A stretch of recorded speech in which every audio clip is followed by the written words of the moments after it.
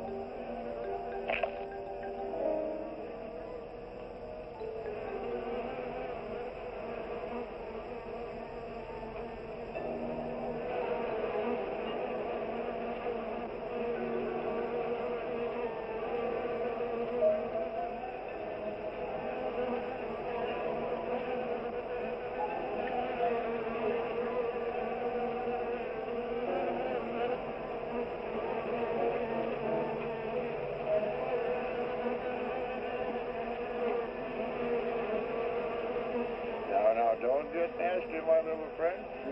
Your puppy is not going to hurt you one bit. Just relax and sleep. Sleep, sleep, sleep. And in the morning, you'll find yourselves in your new home. Eh, my pets?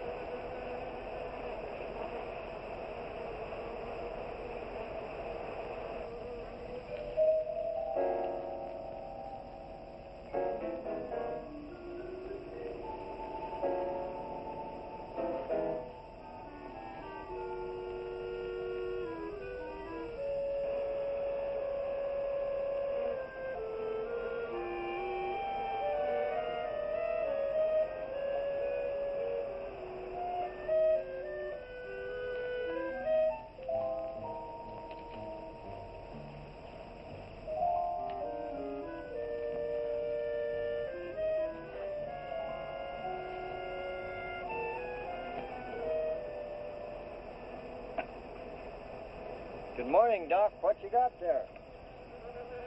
Ivan, I found some new friends. Listen.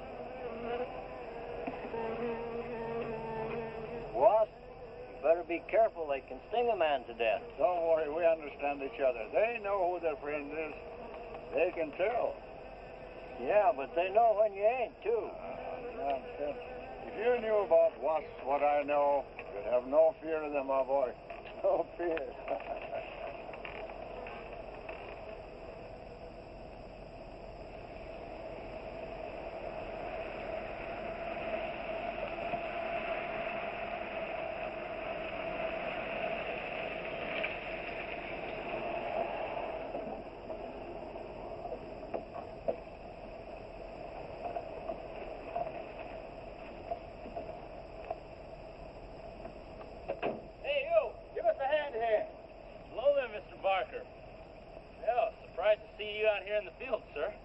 How are things running at the front office? Smooth as honey, Renfro. I see here you turned in over 1,000 pounds of orange blossom honey and 400 of beeswax last month, Renfro. Congratulations. You've made the top of the list again. Thank you, sir. Oh, they honey needs your kind of man, Renfro. You stay with it, and I can see a bright future for you with the company. Well, I do try to do my best, Mr. Barker. I try to take my inspiration from the bees. Always busy, busy, busy. Yes. What about this fellow, Dr. Zinthrop? Zinthrop? Boy, there's a nut. Him and his bees. You know, it wouldn't surprise me someday to see him flapping his arms, taking off after some queen bee with the rest of the drones. Well, he's paid to do research on royal jelly. Haven't had a progress report from him in a month. Well, he has a little workshop up there back of the orange grove. Keeps a few colonies. I suppose I better go up there and take a look.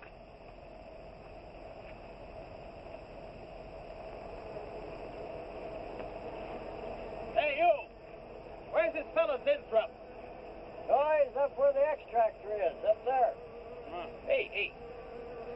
This isn't a honeybee. These are wasps. What? Who's responsible for this? Most likely Dr. Zinthrop, sir. I told you he was a crackpot. Zinthrop, huh? Zinthrop.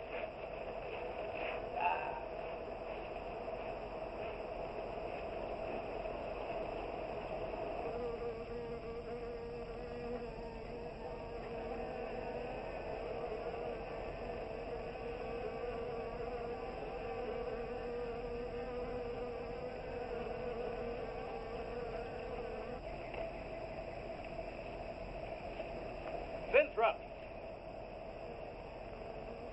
Zinthrop!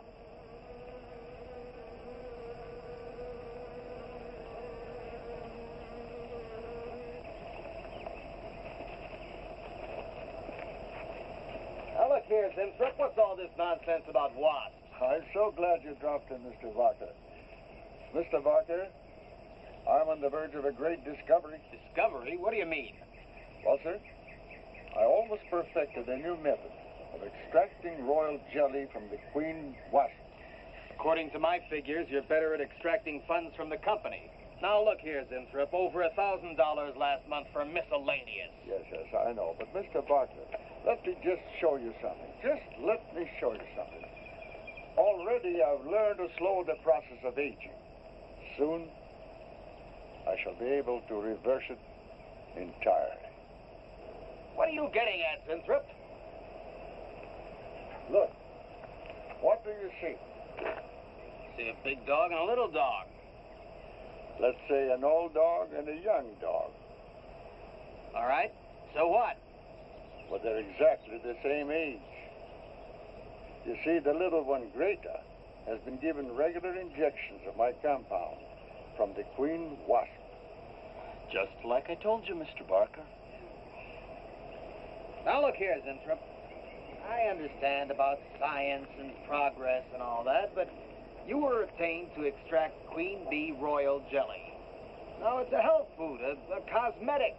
It's not a miracle drug or an elixir of youth. That sort of thing is impossible. Oh, but Mr. Barker... Zinthrop, I'm sorry, Zinthrop, but I'm going to have to let you go. You just don't seem to be one of the team. You understand. Good luck. I'm sure you'll fit in somewhere.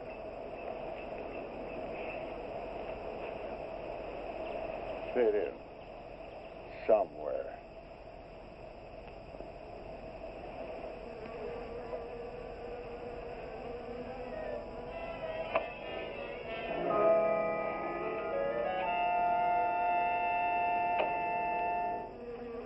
Oh, no, don't worry, my friend.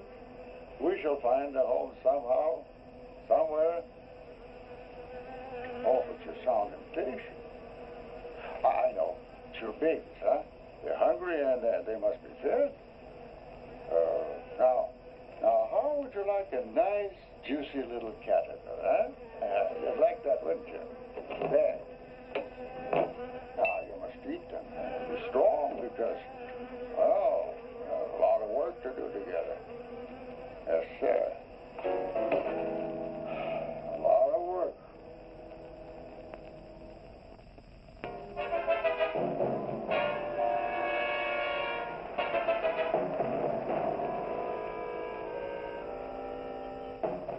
As you can see, gentlemen, sales for the last fiscal quarter have dropped 14.5%.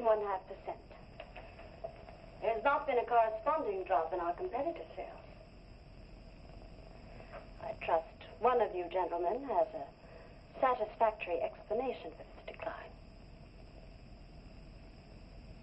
Not one little suggestion, gentlemen. We'll start with you, Thompson. As public relations manager, no doubt you have some faint glimmering of what's happening to stolen products.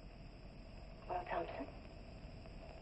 Well, you see, I had no idea you were such an excellent public speaker, Thompson. Oh, I'm sorry, Miss Darlin. I guess I'm not feeling very well this morning.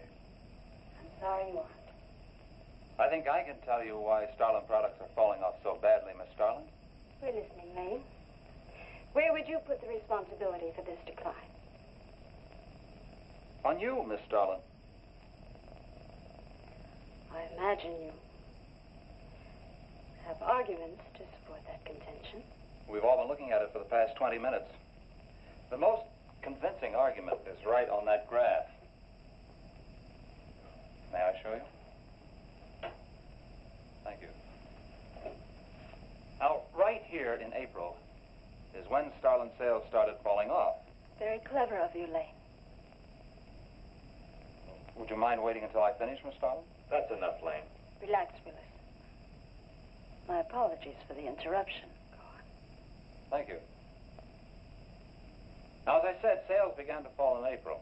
But the reason for the fall was back here in February. The Starlin products have always been thought of as something of a modern miracle in the cosmetics trade. A firm built to a multi-million-dollar-a-year business on the strength and appeal of one person, Janice Starlin. From the beginning, right through until February of this year, only one woman's face was used to advertise those products. Your face, Miss Starlin. The public have come to accept you as a symbol. Well, now, after 16 years, they see a different face. They don't trust it. They feel cheated. The simple fact is that Starlin Cosmetics should have Janice Starlin's picture advertising them. Well, that's about all I've got to say. A darn good job of saying it, too. I agree. Lane makes a lot of sense on that score, Miss Starlin. I think I've had enough flattery for one morning, gentlemen. It was a very convincing argument, Lane. There's only one small factor you've overlooked. Not even Janice Starlin can remain a glamour girl forever. Miss Darlin, Yes, Mary. there's a Mr. Zinthrop in reception. He says he has an appointment. Thank you. Well, this has been a very informative get-together. That'll be all for now.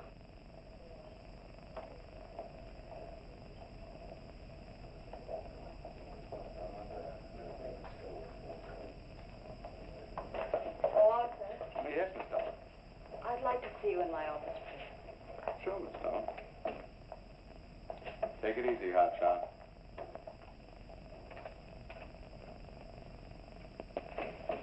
Something on your mind, Miss Starlin? You've done some work on royal jelly, haven't you? A little. Are there any real therapeutic values in it? Well, I'd say so. Of course, a lot depends on each individual's reaction to the stuff.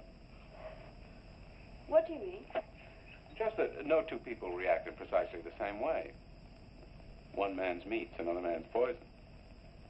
Oh. But you think royal jelly can be beneficial in some cases? Queen bees set a lot of store by it. I'll accept that as an affirmative answer.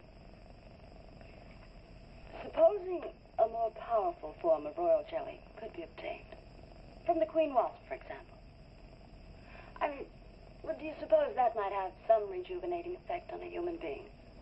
I'd stay away from wasps if I were you, Miss Dolan. Socially, the queen wasp is on level with the black widow spider. They're both carnivorous. They paralyze their victims and then take their time devouring them alive. They kill their mates in the same way, too. Strictly a one-sided romance. Well, I'm not exactly interested in the love life of the queen wasp. I want your opinion on the possibilities of using enzyme extracts from royal wasp jelly, commercially. Well, if you want an honest opinion, Miss Dolan... Of course I want an honest opinion. Then my advice is forget about it. Thank you, Arthur. Anytime, Miss Dolan.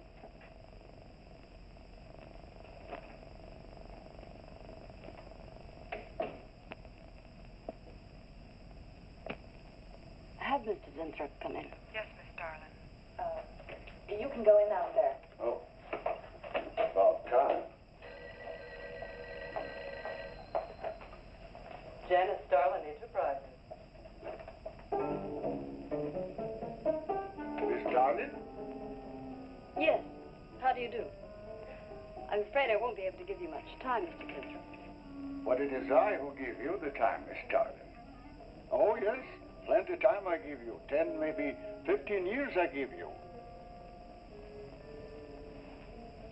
I want you to understand one thing very clearly, Mr. Zinthrop. I expect absolute proof of what you claim in your letter. Tangible proof, not words. Such proof you shall get, madame, and more. But I think I'd better show you in the laboratory, yes? All right. Come in.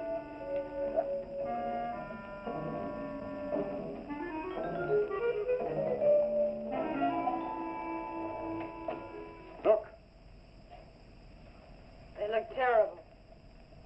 Why don't you put them out of their misery? Madame, you ask for proof. Please be kind enough to look at proof you ask for. May I proceed?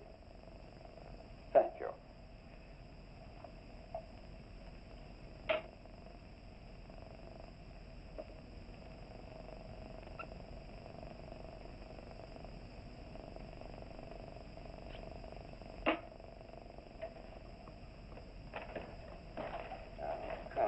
Come, little bit.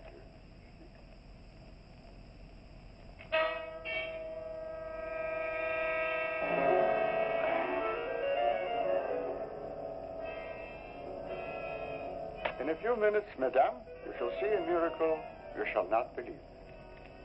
Oh, no tricks. You may look if you like. I have no tricks. Well, don't look at me. I'm not changing.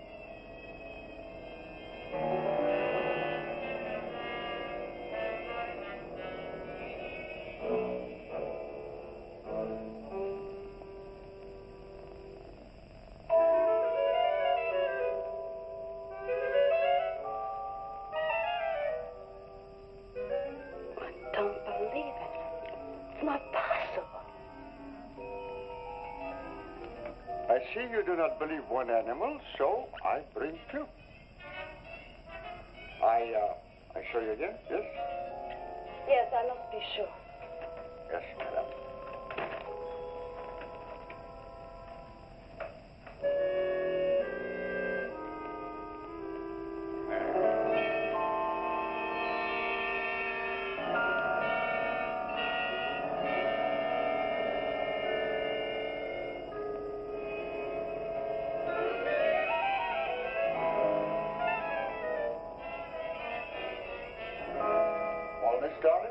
my secret have interest for you, yes?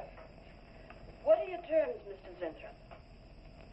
First, I must have a laboratory equipped with everything I need for my research. If we're successful, well, I ask for a little percentage. But I must get full credit for my discovery. That is most important to me. I'll have Gordon draw up the contracts. Oh, contracts. Contracts I do not need. You give me your word. Good enough for me. You amaze me. Frankly, when I received your letter, I thought you were just another eccentric. But there was always a chance you might not be. Then you walk in here and show me nothing short of a miracle. 2 miracles. And you say that you'll accept my word that I won't cheat you. You won't. I know you're a good woman, even if you do not like other people to know it. However, my formula may not be good for human beings. I have not tested yet. You will on me. Oh, no. There might be danger. Those are my terms, Mr. Zinthrop. Janice Starlin will be your next guinea pig. Very well. Though it may take a little time to prepare sufficient extract. A week, maybe more. I'll make whatever arrangements you may need for your equipment. Thank you, madame. Now I see how you're built. All this. I'm very close to losing it, Mr. Zinthrop. Maybe working together we can save Janice Starlin Enterprises. Maybe even make it bigger than ever before. Yes. Oh, yes. I'm sure the next 3 months we'll see a rise in Starlin sales that will surpass anything we've dared imagine. Mr. Zinthrop is working on the final stages of a development that will revolutionize the cosmetic industry. He's to have a free hand in his experiments and will be answerable to no one but myself. At the moment, I cannot divulge the nature of Mr. Zinthrup's experiments, but I can assure you it will bring worldwide recognition to Janice Starlin Enterprises.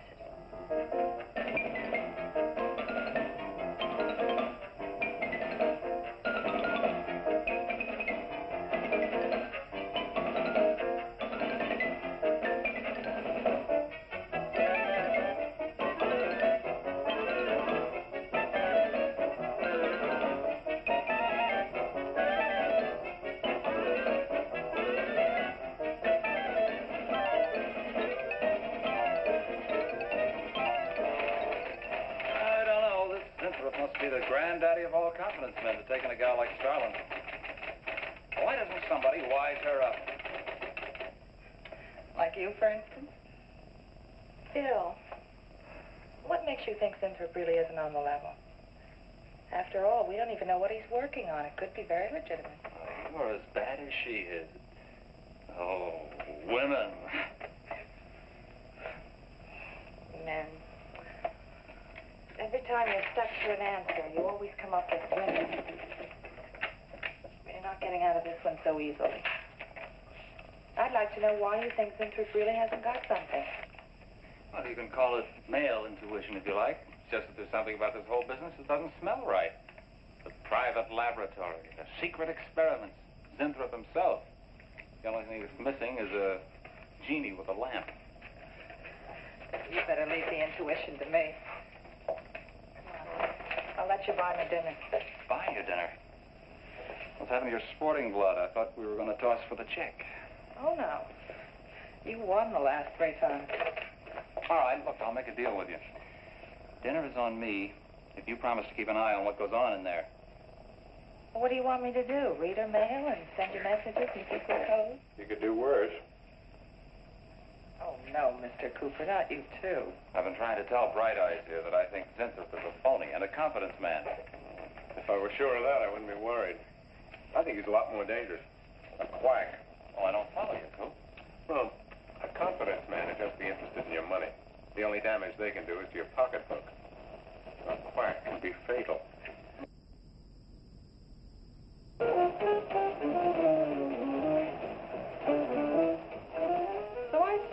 I says, listen, Ivy, I'm getting sick of this TV every night. I mean, you know, we can do the same thing in a nightclub.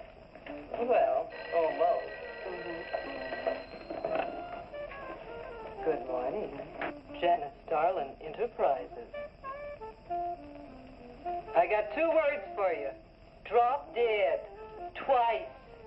Irving? Calls me to tell me Dr. Cyclops is on Channel 9 tonight. Christ, I've seen it twice already. Good morning.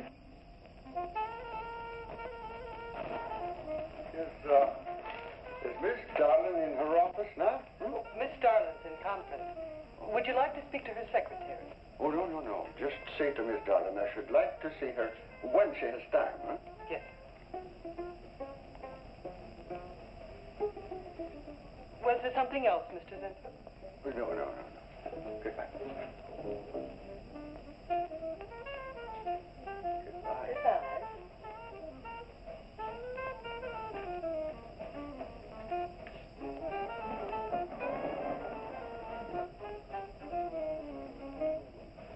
What a character. A regular two-eyed Dr. Cyclops. Even the bow. Good morning. May I see Miss Zardling, please? He's a real weirdie. Wonder what his game is. Who cares? You know, Morton thinks he's a crackpot. I heard him telling Cooper so. Old Bug Eyes really has the execs worried. About what? That's just it. They don't know. Oh. So anyway, back to Irving.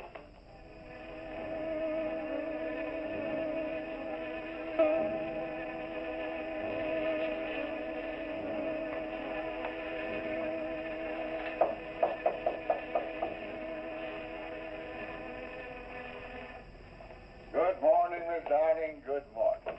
Good morning. I couldn't get away any sooner. Is it important? Miss Darling, do you remember the big cat I showed you last week? No? What about it? Well, I want you to look at him. Come.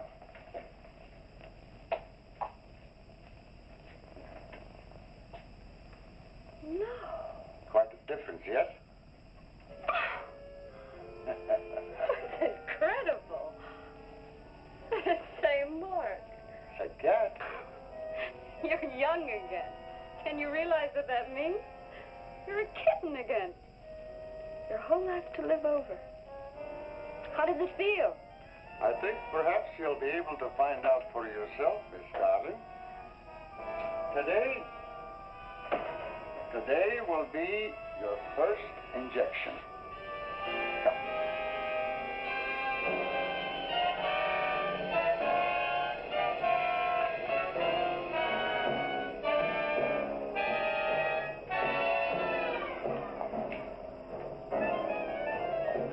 Sit down, please.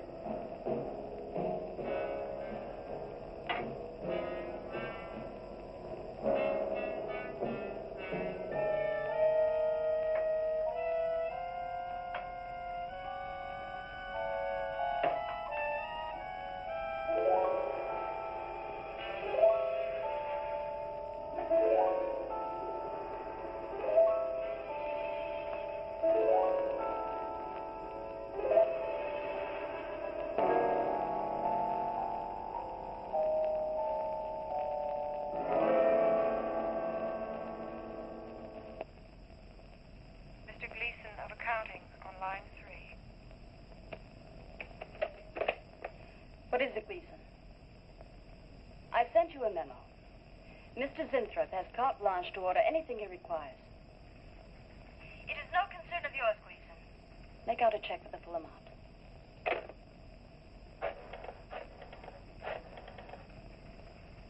Sue? Mary. Can I talk to Mr. Lane a minute?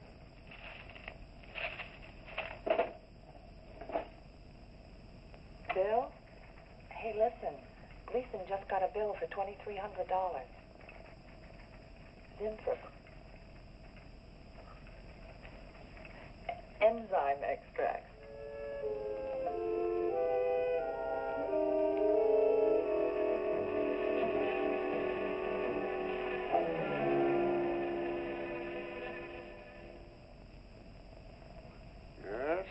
Yes, we are making progress. There's great improvement in the tissue. Why is it taking so long? It's the 3rd week. You forget, my dear, there's more to you than a little kitten, no? Besides, there's a difference in metabolism. Why not increase the dosage? Wouldn't that step up the process? Patience, my dear, patience. We must tread lightly, with care, your arm, please.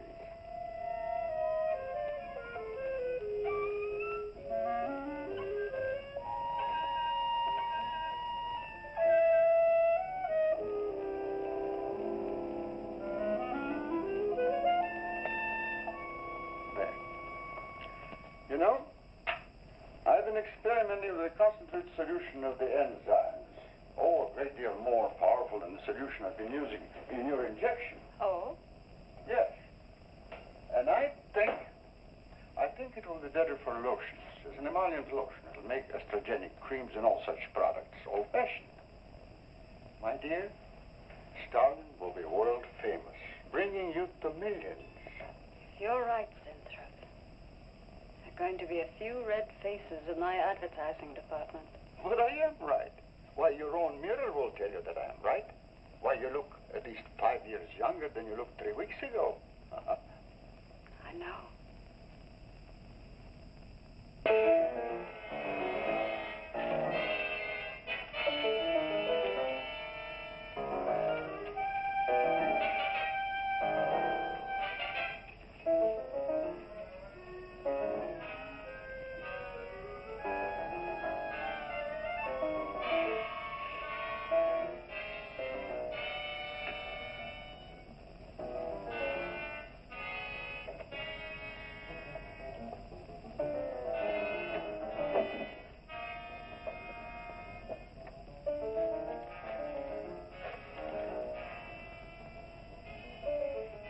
Let me talk to Bill a minute, Sue.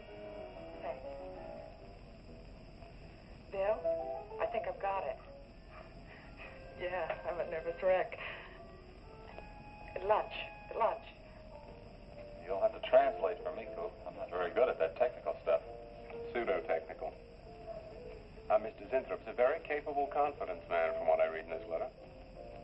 He claims he can stimulate the processes of rejuvenation through the use of enzymes extracted from wasps. Oh, Well, what are you two Sherlocks going to do about it? Right now, I don't know.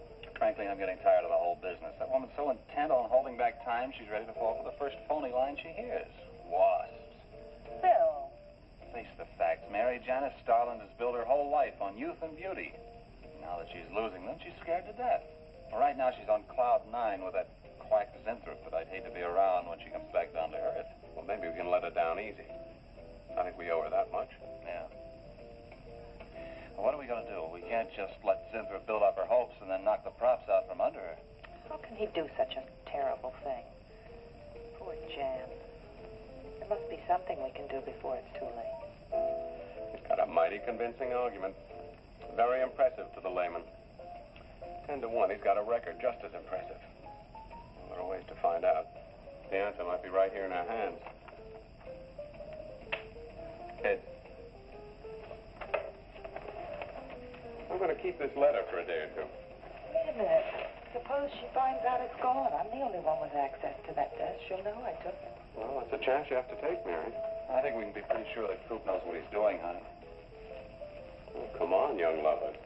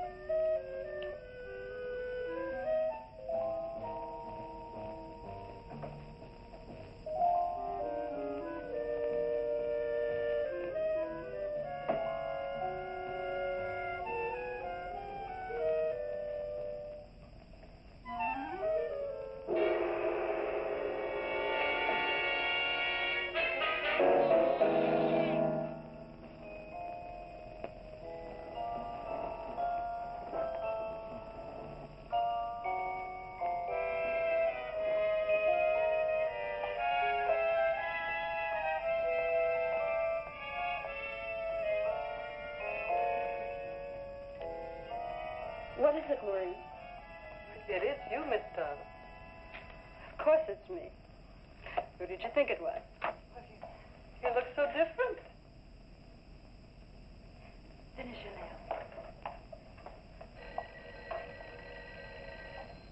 Maureen. I think your phone is ringing. Oh, yes, Miss Darling. Good morning. Janice Darlin Enterprises.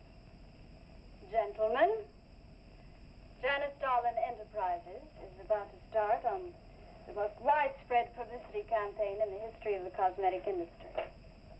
Our slogan will be, Return to Youth with Janice Darlin. When Mr. Zinthrop arrives, there will be a press interview, and all questions regarding the rejuvenation process will be referred to him. That'll be all for now, gentlemen. It's amazing. Oh, it's wonderful. Amazing. Look, marvelous. I said that will be all for now, gentlemen. Good morning.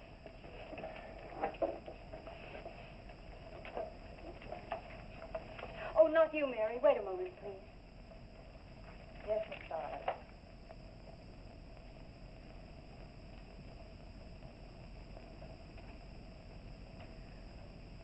Mary, isn't it wonderful? It's a miracle. A wonderful, incredible miracle. We're so worried about you. We really thought you were in danger. We even went to plotting how to rescue you from Mr. Zinthrop.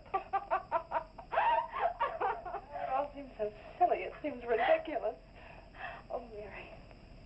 Mary, how old do I look? Tell me. How old? How old do I look? Tell me. How old? 23, maybe 22. That's how old I was when I started Janice Darlin Enterprises. Do you realize what that means? I'm back where I started, 18 years ago, with what it took 18 years to accomplish. It's like a dream.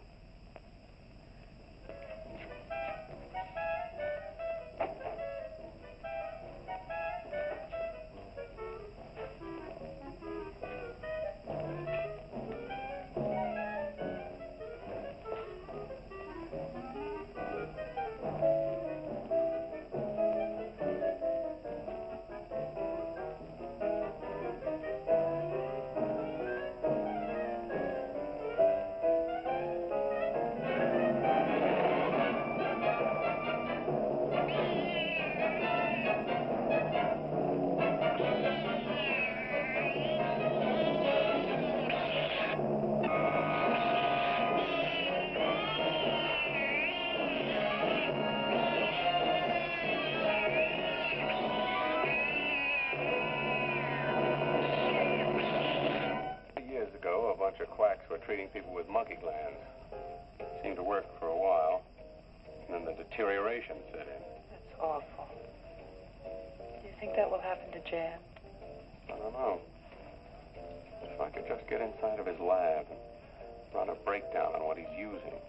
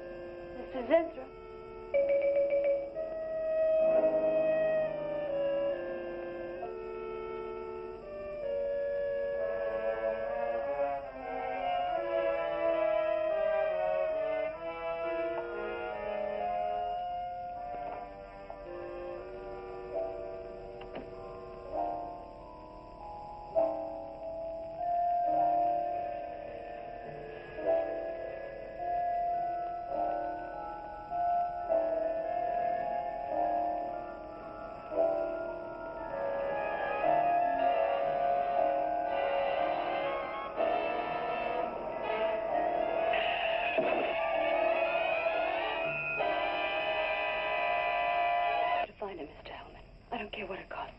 We'll find him, all right. Sooner or later, we find them all. Time is vital, Mr. Hellman. Every hour he's gone, it means more than you can possibly imagine. Well, you haven't given me very much to go on. No home address, no former employer, no phone. This is just like starting from scratch. Mr. Zinthrop wasn't a conventional employee. He didn't go through regular personnel. Uh-huh. You say he came here about a month ago. Well, how did he come here, Miss Starlin? He just didn't walk in off the street, did he? The letter. Right here in my drawer. Maybe, one of the other drawers. So that's what she meant. What who meant? Miss Starlin. The letter's been taken, and you think you know who took it, is that right? My secretary, Miss Dennison. You got her address handy? Her phone number. It might be better if I busted in on her cold. This way she'll have a chance to prepare a story. I know what I'm doing. All right. Mary? Janice Starlin. But before I went to lunch, I made a duplicate copy of Mr. Zinthrup's letter. I was going to take that one to Bill and Mr. Cooper at first, but then I thought that the original would be better. Have you got the copy? Yes, it's in my desk. Get that copy, Miss Dennison. 946 West 73rd Street, Manhattan. Yeah, that's right. Get right on it, Jerry, and check back with me as soon as you can.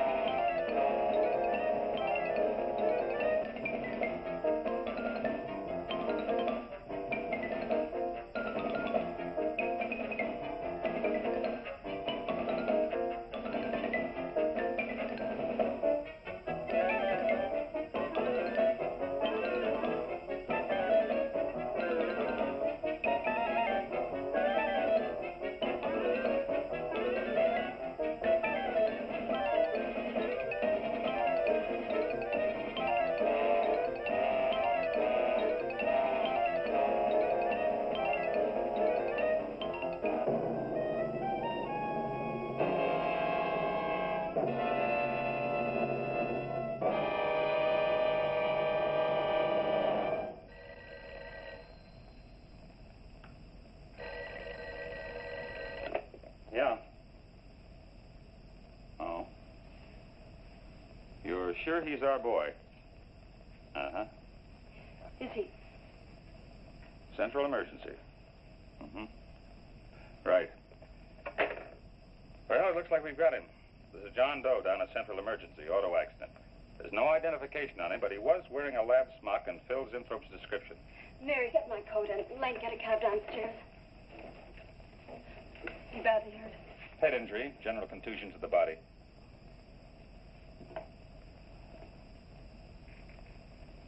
He's had a severe injury, and there's definite brain damage. Just how much, we can't tell as yet.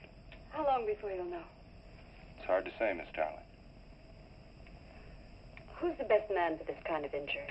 Well, there's several top specialists. Get the best. I'll take full responsibility for the expenses. Yes, Miss Starling.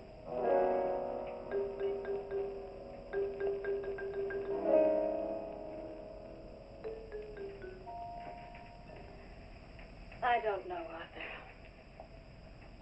I think it best we wait. But it's been 3 days since the accident, Jan. And no sign of improvement. He's still in a coma. You heard what the doctor said. He may never regain consciousness. And even if he does, who knows how badly his brain has been damaged.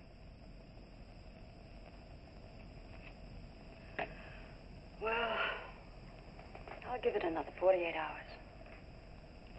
If he doesn't regain consciousness by then, well, you can take over the laboratory, Arthur. Janet. It's my decision.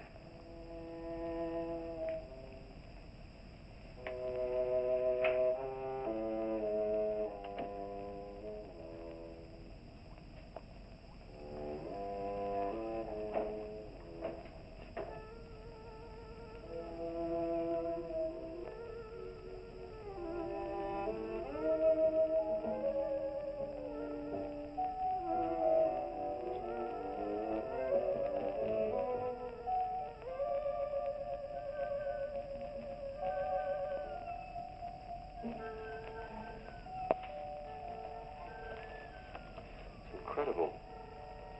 Right in front of our noses. We can't have used it all. I could run a qualitative analysis.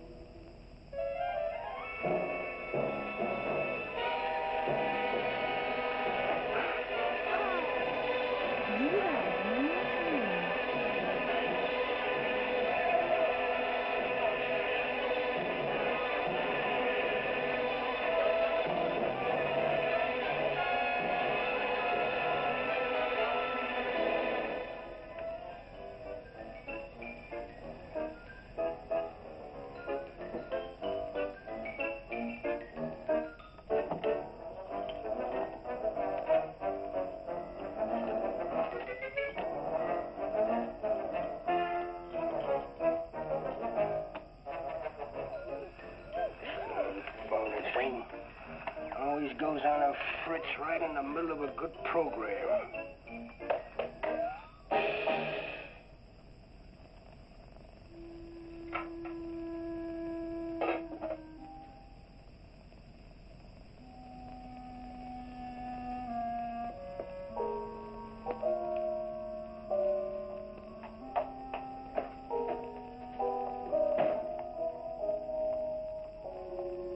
I want this to be the biggest advertising campaign in the history of cosmetic advertising. Every newspaper and magazine in the country will be flooded with our new slogan, Return to Youth with Janice Starlin. Excuse me, Miss Starlin. What is it, Thompson? I think we should be a little conservative, Miss Starlin. Cosmetics are one thing, medications another. We're liable to run into trouble. Yes. All advertising copy will be cleared through your office. Well, it's a touchy business, you know. Max is right, Miss Starlin. Don't have to second the motion, May.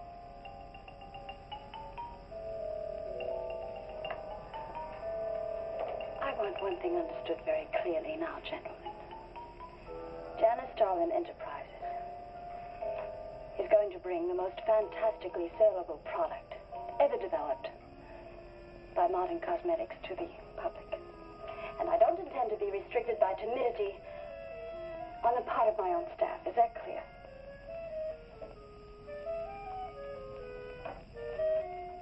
Are you all right, Miss Starlin?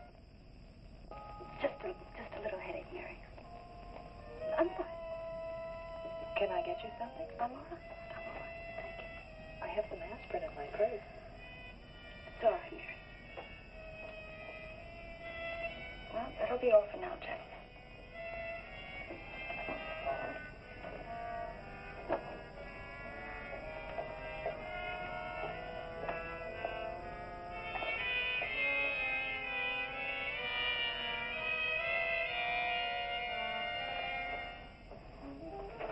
Hi. Hi, sweetie. Gee, I sure hope they give the girls working at Starland first crack at that new stuff. Imagine being 18 again. I guess if it can take 15 years off Starlin, it can take 10 off you. What do you mean, 10? Face it, honey. This is Maureen you're talking to. Yeah? Well, if I were you, I'd take a double dose. Then maybe Irving wouldn't watch television so much. So who says he looks at it? I can't imagine what else he does. 3 guesses. Say, did Cooper come in yet? Missed a board meeting this morning. I bet Starlin's having a fit. He should worry. Uh-oh. See you later. Bye, honey.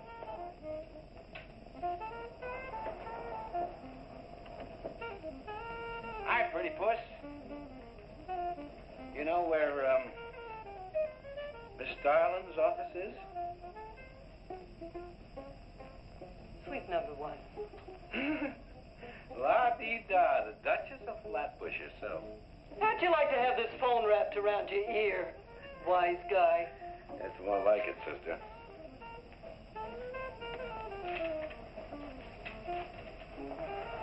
Sweet number 1. Thanks. Miss Starlin. Oh, what is it, Mary? Is there anything I can do? Yes. Is Mr. Sinthrop's room ready? Uh-huh. The nurse is fixing the emergency equipment now, and the ambulance is due any minute. Be sure to let me know when it arrives. Oh, Mary, please, before you go, could you see if you could work that thing? Oh, sure. I've seen lots of these.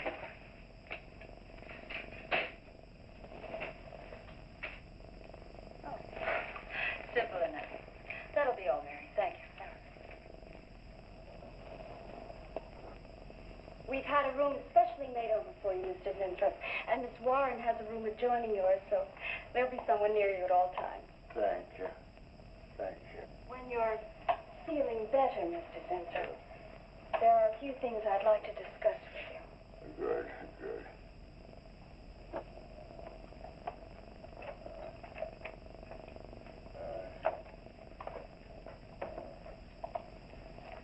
We'll do everything we can to make you comfortable, Mr. Zinthrop. I'm going to spend the nights here in my office. So if anything develops, I'll be on hand. Thank you. Thank you. Stop. Only there's something. I must tell you something important. But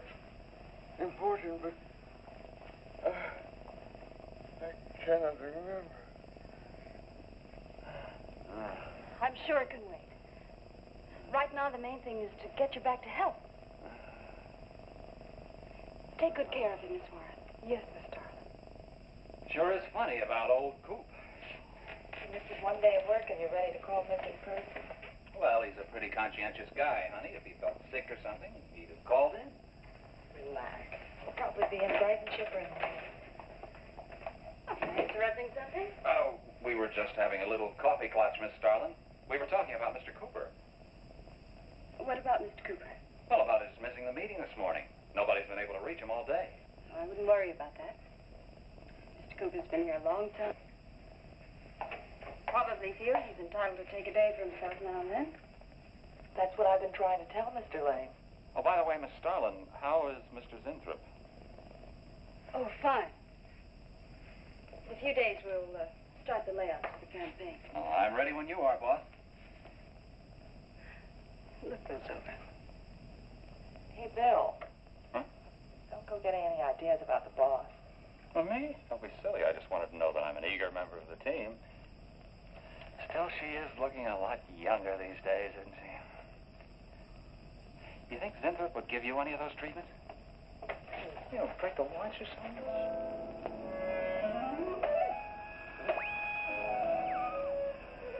Guarantee of this, too.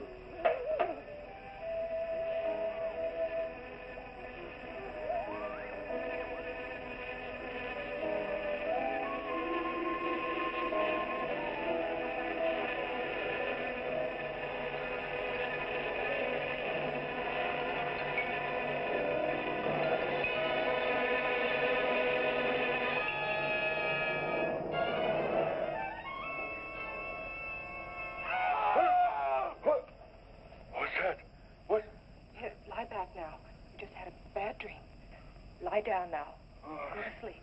Such horrible sound. Like a nightmare. It's a bad dream. Lie down. Just a dream.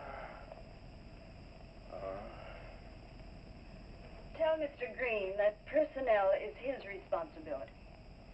I have other things to think about than worrying whether the night watchman walked off the job. Well, that's just it, Miss Starlin. Mr. Green feels that the watchman never left the building. His lunch pail and his raincoat are still in the basement. I don't want to hear anything more about it, Mary. All right, Miss Starlin. We'll use these.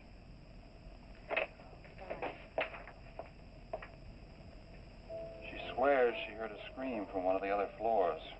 Zinthrop heard it too, but she convinced him he was having a bad dream.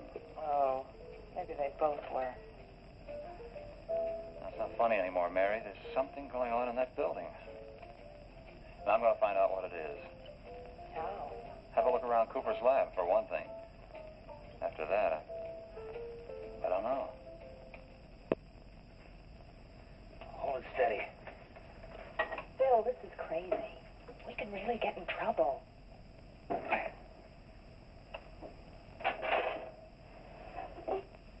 I won't tire you, Miss Warren, but it is important. All right, Mr. On. I'll be in my room.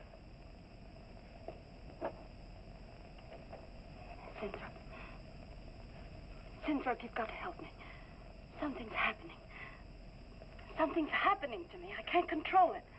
There is something I must remember, but I can't. Try to think. The wasp enzymes. The extracts you were experimenting with before the accident. Try to think.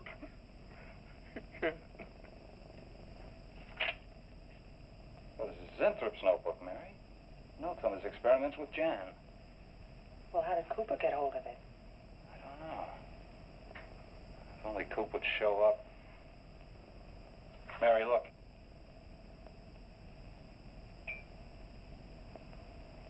It's Mr. Cooper's pipe. Well, don't you get it? He's going to go out without his pants and leave that pipe behind. He's still somewhere in the building. I bet a year's salary on it. If he is, He's dead. And the night watchman. There's only enough left for one more injection. One more. You've got to make more, Zinthrop. Help me, Zinthrop. Please, my head. Oh, my head. Zinthrop, help me! Oh, what? Help me!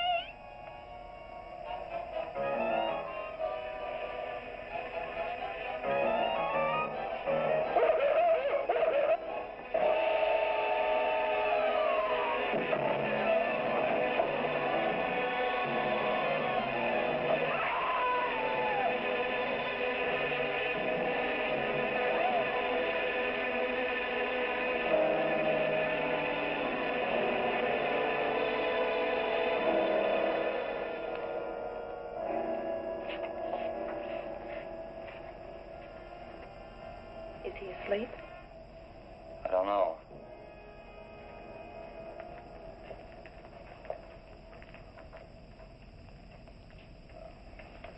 Phil, don't touch him.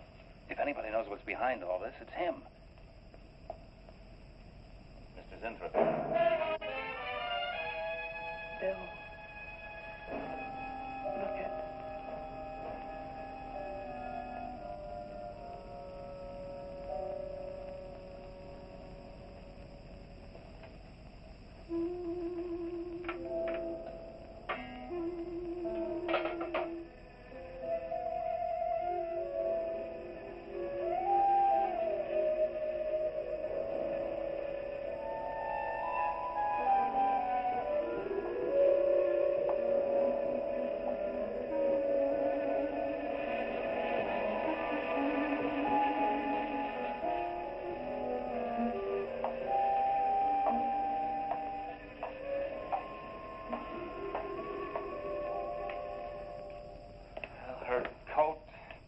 Everything else is still in there. She wouldn't go out without her purse. Bill, let's get out of here. I don't like it. The cat. The cat. Must warn her. Mr. Zinthrop. Who are you? Well, there's nothing to be alarmed about, Mr. Zinthrop. I'm Bill Lane, and this is Miss Dennison, Miss Starlin's secretary. Miss Starlin. The cat. What about a cat? Must warn her. Injections. Must not take any more injections. Is Miss Darlin in danger? Terrible danger. I must... Take it easy, Mr. Zinthrop. You're still pretty weak. Mary, see if you can get Jan on the phone. All right. All right.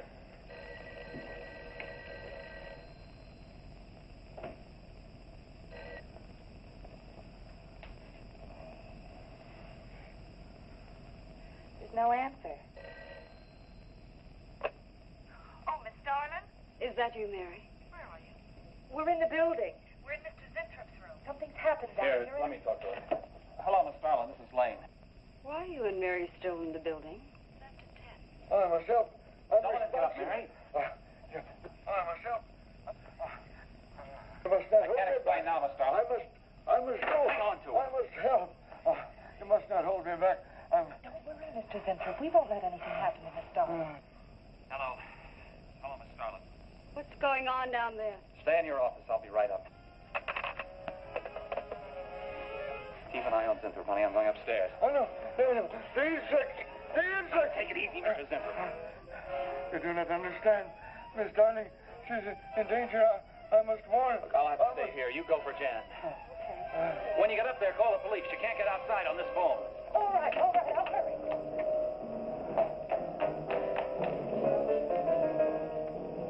That's not the police. No, the police.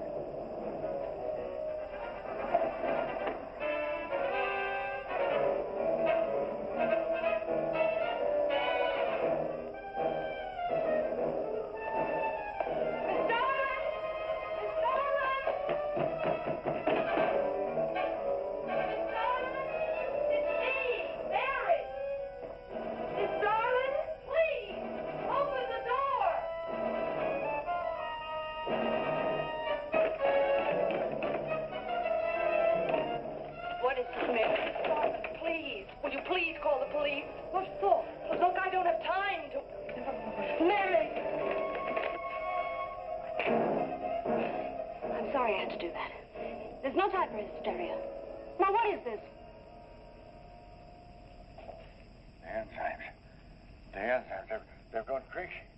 Sure, Mr. Zinthrop. Now, you just relax and take it easy. Everything will be all right. We'll take care of those, whatever You do not understand. You do not understand that girl. You shouldn't have sent her upstairs. She's in danger. You must stop her before it is too late. Okay, as soon as the cops get here, we'll take her. Oh, you fool, you fool. Miss Darling will kill her and tear her body to shreds. Miss Starlin, kill Mary? Miss Starlin is not a human being any longer. The enzymes have changed her. She will destroy the girl as a female wasp would destroy her enemies, and then devour the remains. Then Bill found Mr. Zintrop's notebook in Cooper's desk. No, there's no mistake. We've got to call the police now. Now, Mary, you're just getting a little excited. Who could possibly want to hurt Mr. Cooper? I don't know. It's not only Mr. Cooper. What about...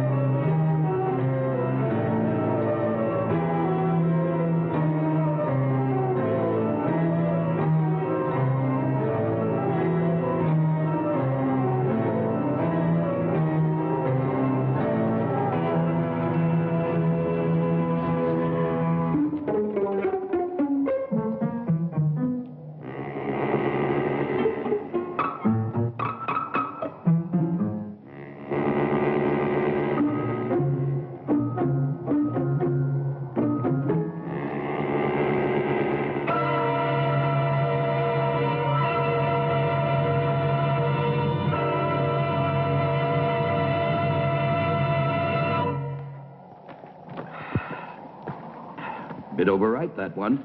Best I could do this week. People just never die when it suits you. Do they, Doctor? Oh, beg your pardon, Baron. You don't have to count it. It's all there. Always is, always is. See you next week. Lynch, Yeah. I may need you sooner than next week. Something very special this time. Oh, I like that. Very special. Has a ring of money to it, eh? I want a corpse dead no longer than 6 hours. 200. No, 500. 300. Done. Let's say I'm a patron of science. But I can't promise. Results, not promises.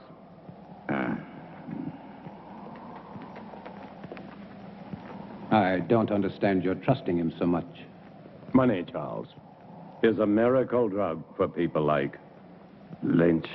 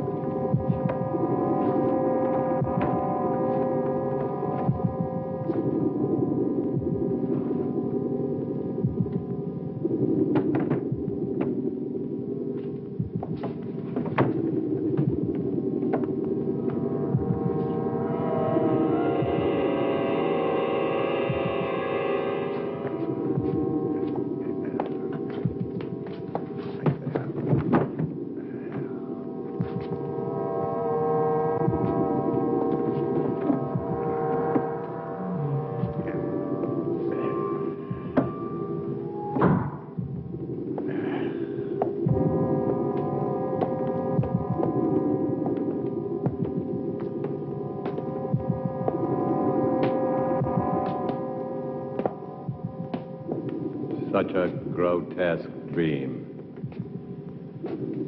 Or perhaps he shall be a nightmare. Would it matter? Not to me, not if I can give him life. That's worth anything. Including your own life? Even that. To succeed in creating life is the ultimate achievement. To hesitate, to fear, to doubt now would make everything I've ever done pointless, empty. This is my life. But to create life, shouldn't man leave that to God? Here on Earth, man is God. Go to bed, Charles. Tanya will arrive in the morning. You'll want to look your best. Good night. Good night.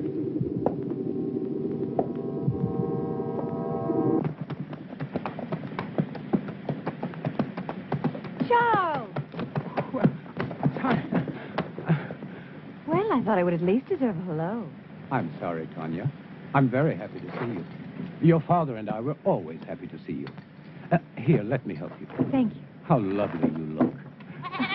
Thomas? Thomas, come here. Thomas? Would you please take Mademoiselle's luggage? Take the luggage inside. Luggage inside, eh? Tanya?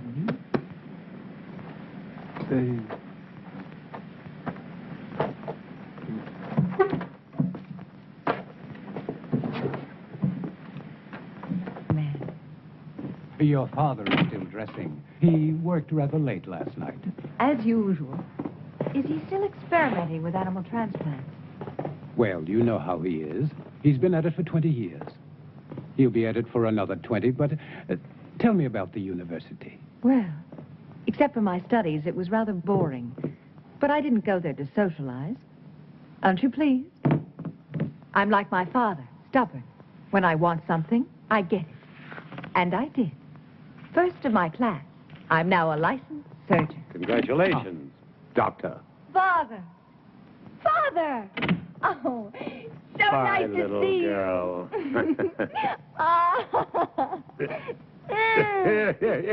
Is that the way for a licensed surgeon to behave? This one does.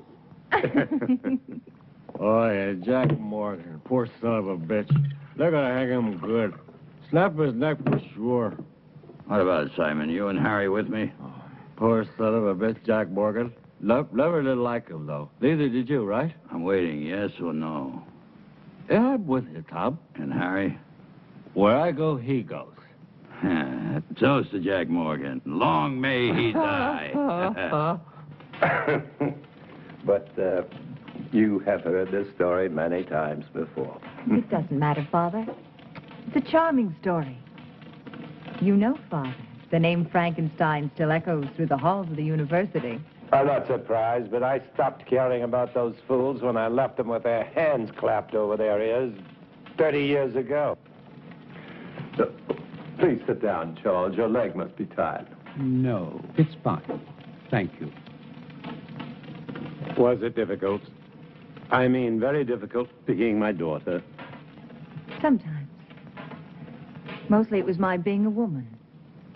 The professors have a lot of old-fashioned ideas about a woman's place. I'm sure you will make a fine surgeon. Thank you, Charles. But I do not want to be merely a fine surgeon. What do you want?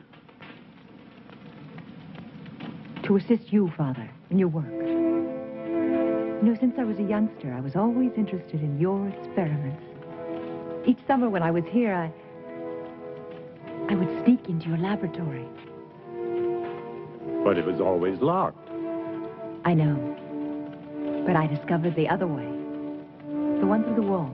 The bedroom wall. Huh. Well, you little devil. I was always curious. I still am. I'm curious to see how far you have progressed. And to show you my own progress. I shall be delighted to discuss it with you, of course, as doctor to doctor. Good.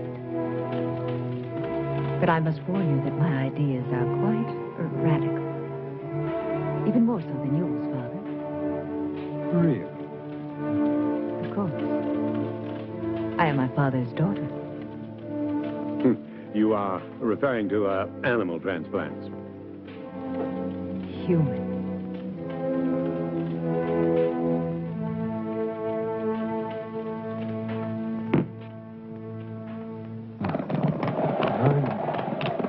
Why another 100? This order is very delicate. There are certain people that have to be paid in advance. What people? Well, Baron, you know, I can't tell you. Professional ethics. Don't speak to me of ethics. If you want what you want, it will cost you another 100. The way I see it, Baron, you don't have any choice. I'll have to get it for you. Take your time and don't worry. I won't sit down. I wouldn't want to damage this wonderful furniture.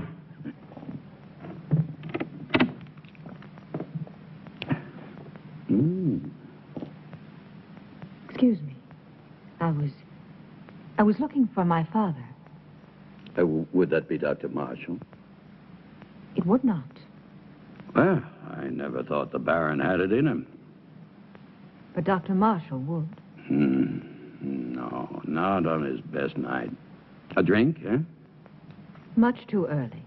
Never too early. For anything. My dear sir, you are an obnoxious man. Extremely vulgar. And I'm certain that whatever you are thinking is merely fantasy on your part. I would say that you spend too much time alone in your fantasies. Be careful. It will soften your brain far quicker than whiskey.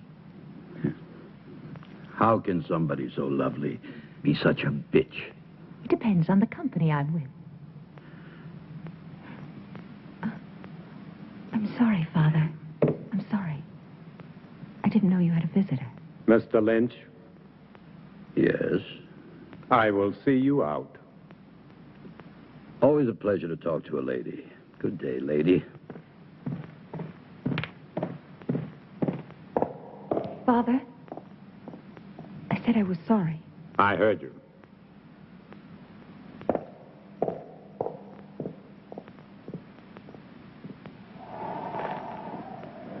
Oh, yeah. 200 now. 200 on delivery. When will it be? Very soon. When? They're hanging Jack Morgan day after tomorrow. So? So he's your man.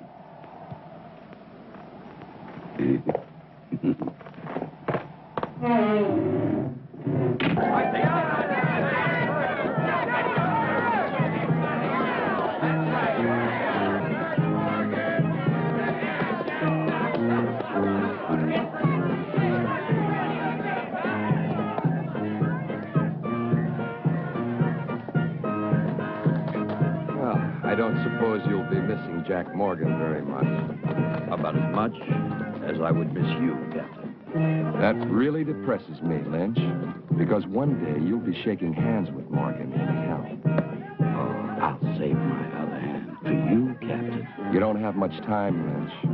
You're sure to make a mistake one day. And that's the day I'll own it. And it won't be just jail for you.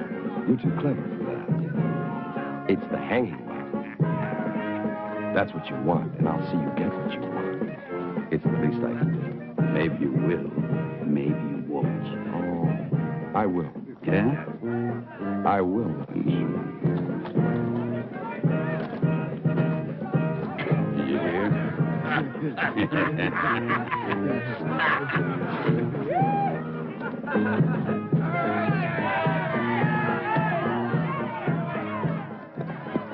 Doctor.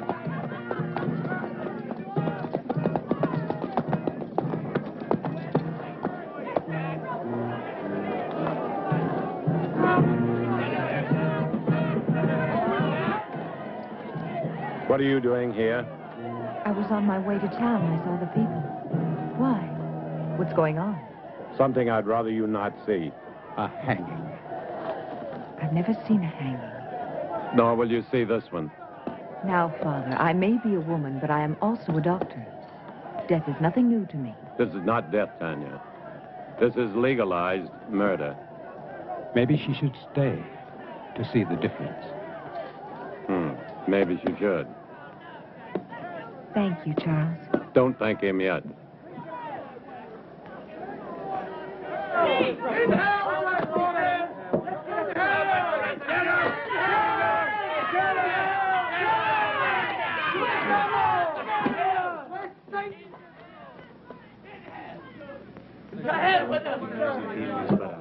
Are you ready, Jack? And what if I made any difference? Just a short step from here.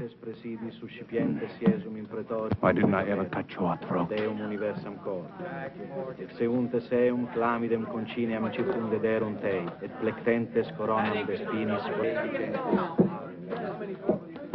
expuentes in eum acceperum darundi. Ready. Requiem aeternam dona ei, Domine, et lux perpetua lucia Tei. Amen.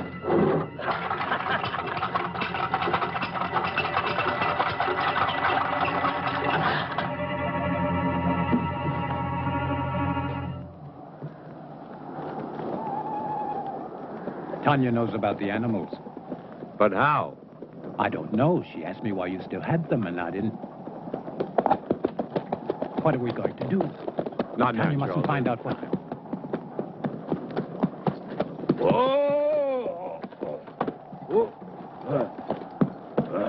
Pay up, Baron. Good work, Lynch.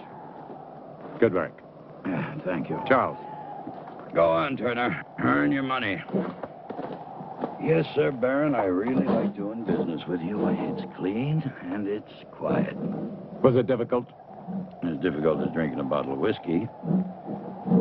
And you can see that's not very difficult.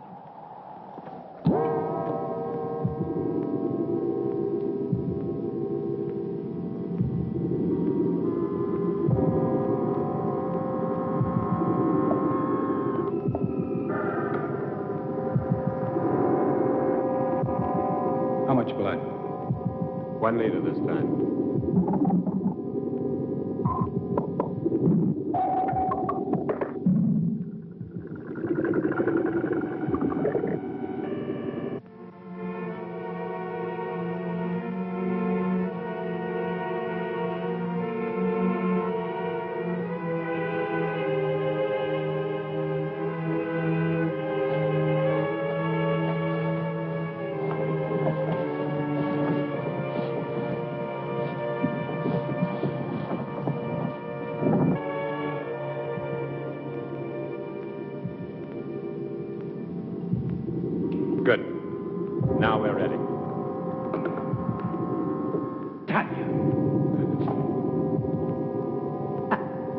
sorry, but I couldn't. I was hoping you wouldn't do this. So this is why you no longer use the animals. Human transplants. Tanya, will you please leave? But I can help you. You don't understand. I do, Father. I do. What are you going to do with the brain? Tanya, please. Father, will you both stop treating me like a child? I'm a doctor, a surgeon. I even think like you do.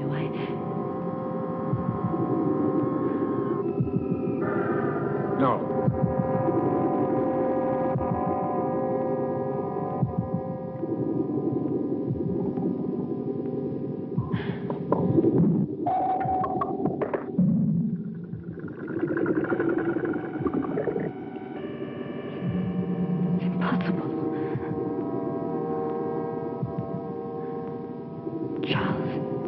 It is not impossible, Tanya. But the heart, the brain, you have to keep them alive. Yes, we've done it before. Inside another human body? We don't need a human body. But you are going to put Morgan's heart and brain into that creature. Tanya, no more questions. But, Father... I don't want you to get involved. If anything should go wrong, the law would hold you equally responsible. And I don't want that to happen. Soon I'll tell you everything. Please be patient. I'll try. Good luck.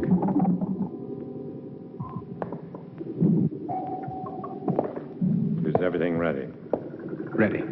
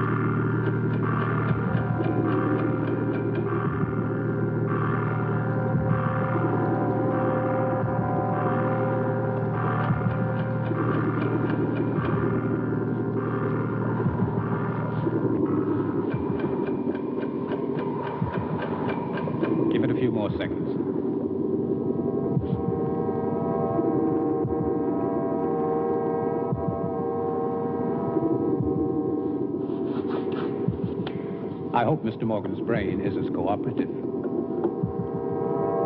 It will be, Charles.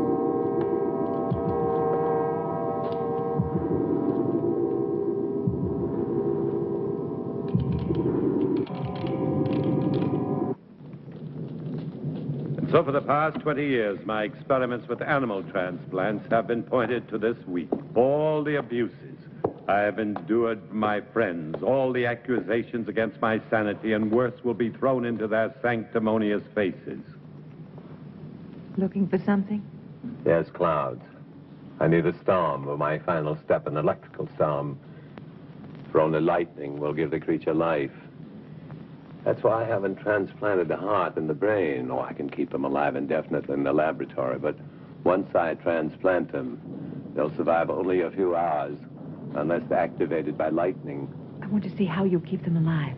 You shall. You will succeed, Father. I will. I promise you I will. And the medical world will be brought to its knees. I want that so much. To see you realize your dream. Something that no one will ever take away from you. They won't have to. I'll give it to them. Gladly.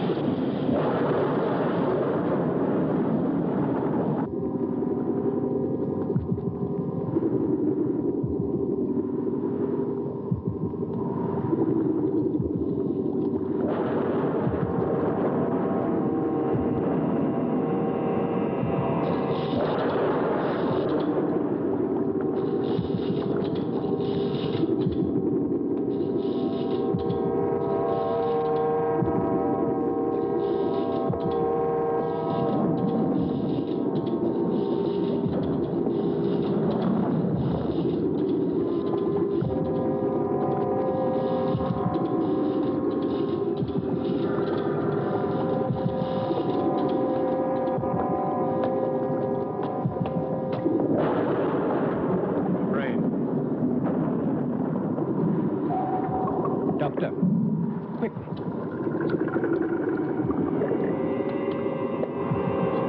Just below the cortex. In the white matter? No, further down, in the gray matter. See? The hypothalamus is damaged.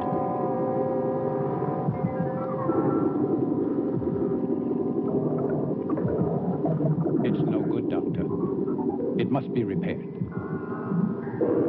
There isn't time. We must make the time. You cannot use a damaged brain. To what extent is it damaged? Perhaps it's minor. And if it isn't, the hypothalamus is the main center of the automatic nervous system. You may be creating something that cannot function. What good would that be? To give it life and just let it lie there, nothing more? We'll have to take this. What about anger and pleasure? Two emotions connected to the damaged part of the brain. Two vital emotions. Either one in excess could be devastating. Correct the damage first.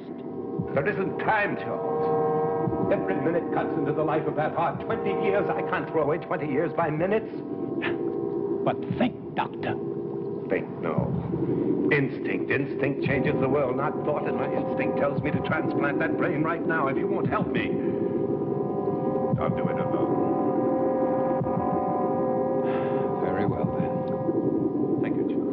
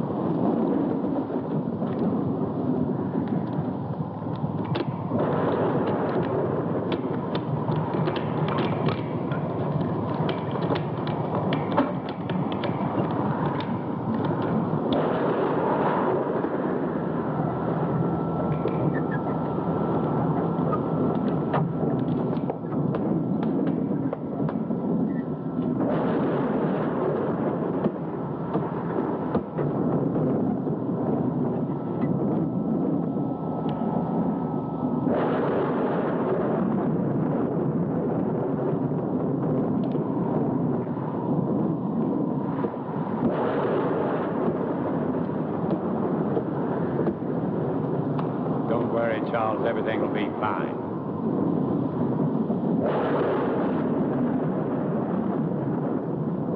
Man's will be done.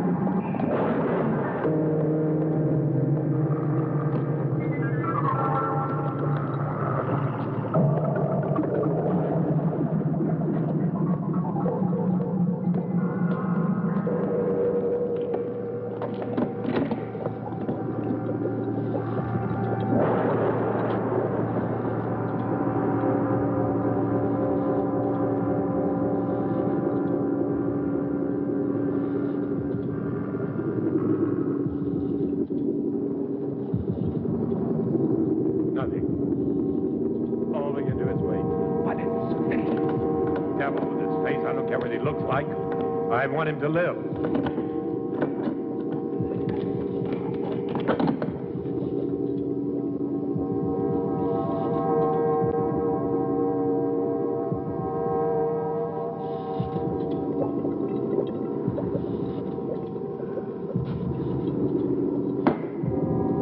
It failed, Charles.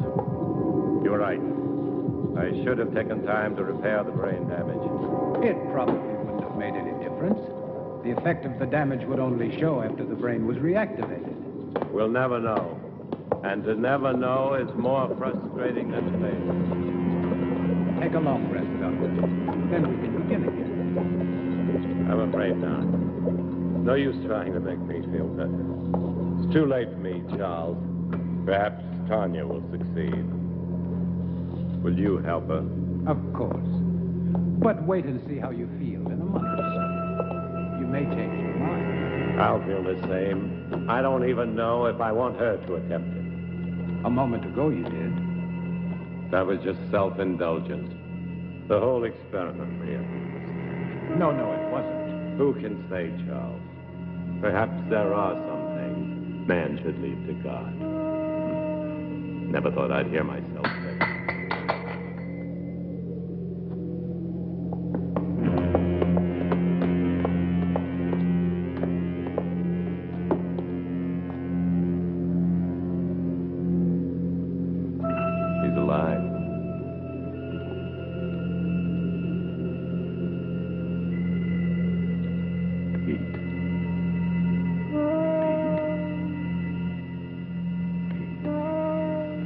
Step back, Charles. Now.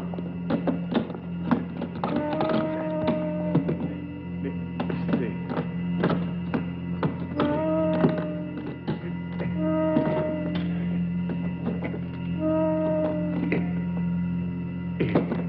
If this is really only taking place in our minds. Sit up. Sit up!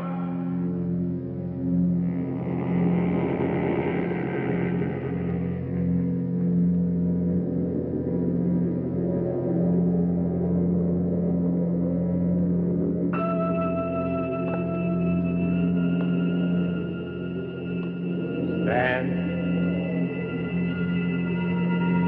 Stand!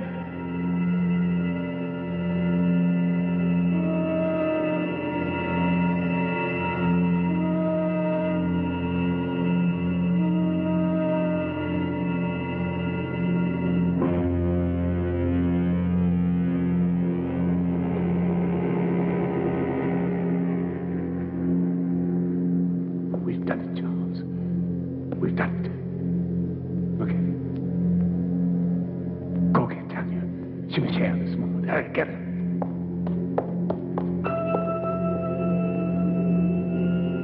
Come forward.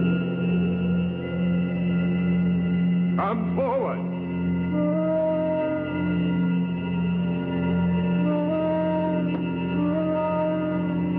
Another step.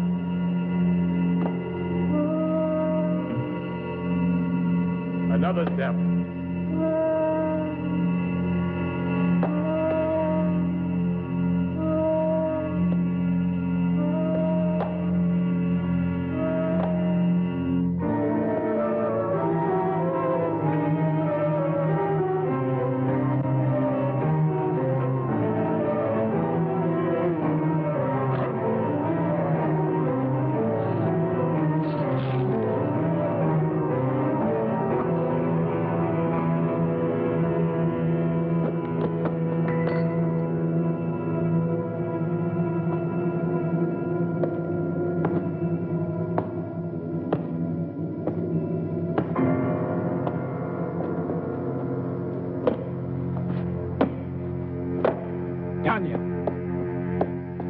Tanya?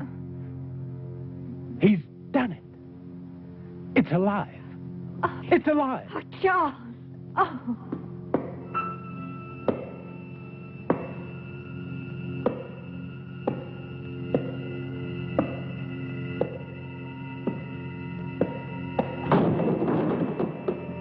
You're going to have to tell me all about...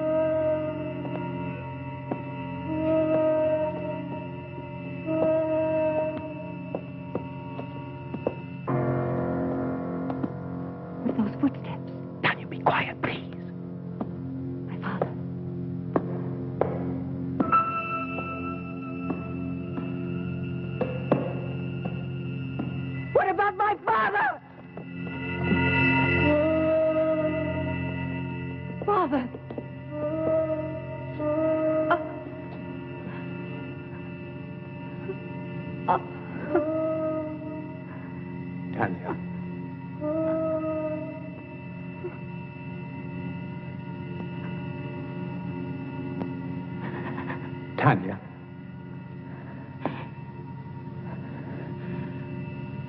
I'm all right now, Charles. I've got to get the police. No. Not yet. Tanya, I must. Do you want to disgrace my father? Your father's dead and you're worried about his name? You cannot keep this from the police. Not his death. Only the creature. That's impossible. What if it kills again? Its brain is damaged. I warned your father, but... Tanya, no. We must tell Harris. Yes, tell him. But tell him it was a robber. But there is Morgan's body. What did you do with the other corpses? The lie tank. Put Morgan in it. Then you can go to Harris. Please, Charles. I don't know, Tanya. What could you hope to gain? Time.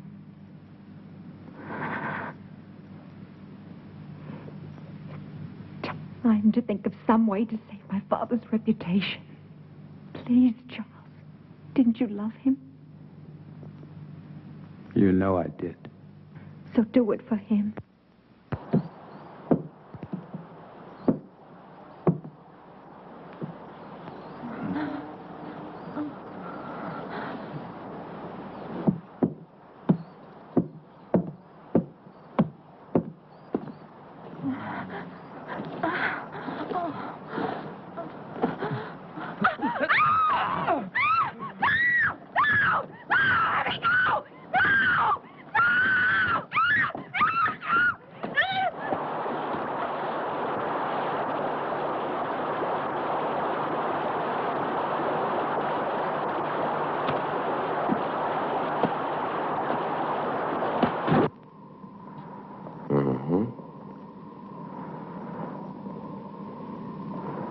Animal organs, I believe. Yes, of course. My father has been experimenting in animal transplants. Very interesting.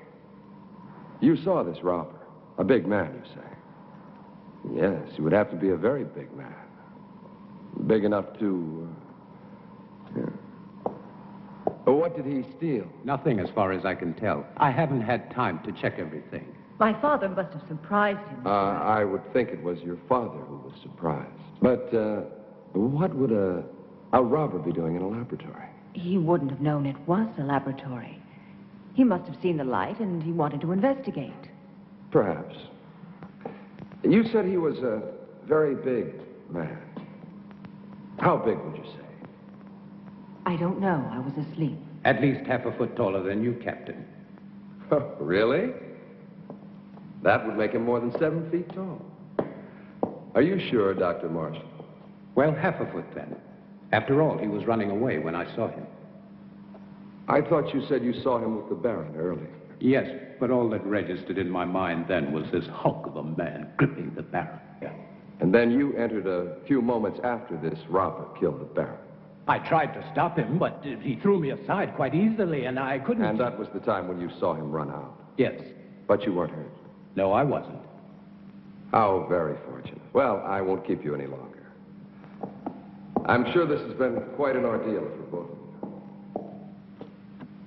Oh, by the way, the young man... Thomas. Thomas. Where was he? He doesn't live here. He comes each morning very early. Thank you. He didn't believe us. Of course he did. He just tried to impress me. You were marvelous, Charles. Thank you. What now? Now we wait. Yeah, there's no place better on a sunny afternoon than right here. Just so long as I know it with my wife.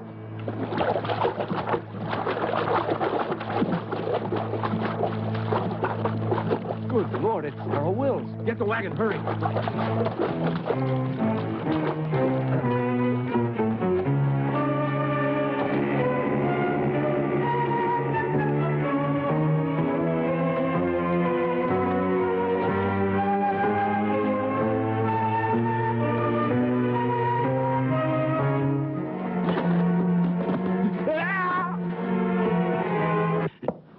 Nice, cheerful place you have here, Lynch.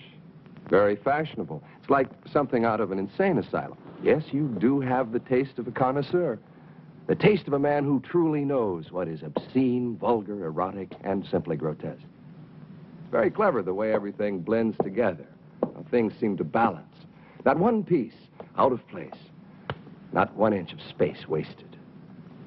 It's truly remarkable. I am impressed. Lynch, you're such an ugly man. What's wrong, Captain? All your cells empty this morning? Oh, on the contrary. As a matter of fact, some friends of yours were kind enough to spend the night with me. I don't have any friends. Oh, but you do. There's Simon Burke and Harry Morris, and not to mention Jim Turner, and that other fellow, the little one with the hunchback. Were they drunk? Very. You see, they started a brawl in the tap at the sawmill. You do know the place. Vaguely. But what does 4 drunks have to do with me, huh? You see, the fight was over which one of them was going to pay for the entire bill, which was quite substantial. Your friend's drink, you know. You still haven't answered my question, Captain. Oh, haven't I? No. Well, let me put it this way. Where do 4 such men come upon enough money for each of them to be able to pay for himself and the other 3? Maybe they earned it. Maybe. But doing what? Simon and Harry, they can't earn much. After all, how many hangings do we have? Not enough to suit you, Captain. Lynch, you disappoint me. I don't pass sentence on anyone. I only arrest them. Drinking alone? No, he wasn't. Are you in the mood, Captain? Oh, 2 of those men work for you, and I can't see you paying anyone enough to buy a decent dinner, let alone a night's drinking for 4 men. All right, Captain. I wouldn't. Maybe they found other work. Something that pays a police captain's wages. I'm not laughing, Lynch. Just tell me what kind of work they do for you, since you have no legitimate business. Oh, I know you're a banker of sorts, loaning out money at exorbitant rates of interest. But you're hired help. What? They are collectors. They collect money for me. Yes. I'm sure they do. Well, I'll leave you to your whatever a man like you calls it. The same thing a man like you calls it. One day, Lynch, you're going to tell me the wrong thing at the right time. It's useless, Tanya. You won't find the solution there. There isn't one anywhere. I have the solution, Charles. I'm only looking for a way to make it happen. Will you help me? If I can. Will you help me? I cannot commit myself until I know what you consider the solution. Another creature. Tanya, it took your father and me 3 years to construct the first one. Mine will take less than 3 weeks. Even if it took 3 hours, it would be too late. Then there's been another killing. 2. I didn't want to tell you. I was in town today. Everyone in the village is speaking about the monster. That is what they called your father's life's work, a monster, and they're right. They are not right. My father was a genius. And his creation will... It will do nothing but kill. You don't understand. Even without the damage to the brain, the creature has the mind of a murderer. It kills for the sake of killing. It must be destroyed. And Harris will destroy it. How can a man destroy it? No, Charles. There's only one solution. To create a second creature. You'll be creating another monster? Not a monster. An executioner. Our creature will kill my father's murderer. No, it's impossible. Even if you found the right brain, your creature, despite the superhuman strength induced by the lightning, it would need a physical body strong enough to support it. Where would you find such a man?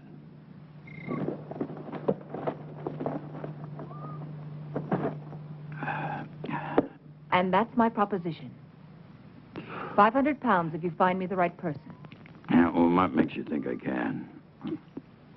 My father told me. It's all written in his diary. He gave you a lot of money in the 3 years. I don't want money from you. I see. I knew you would. Just for one night. Then I'll find you your man.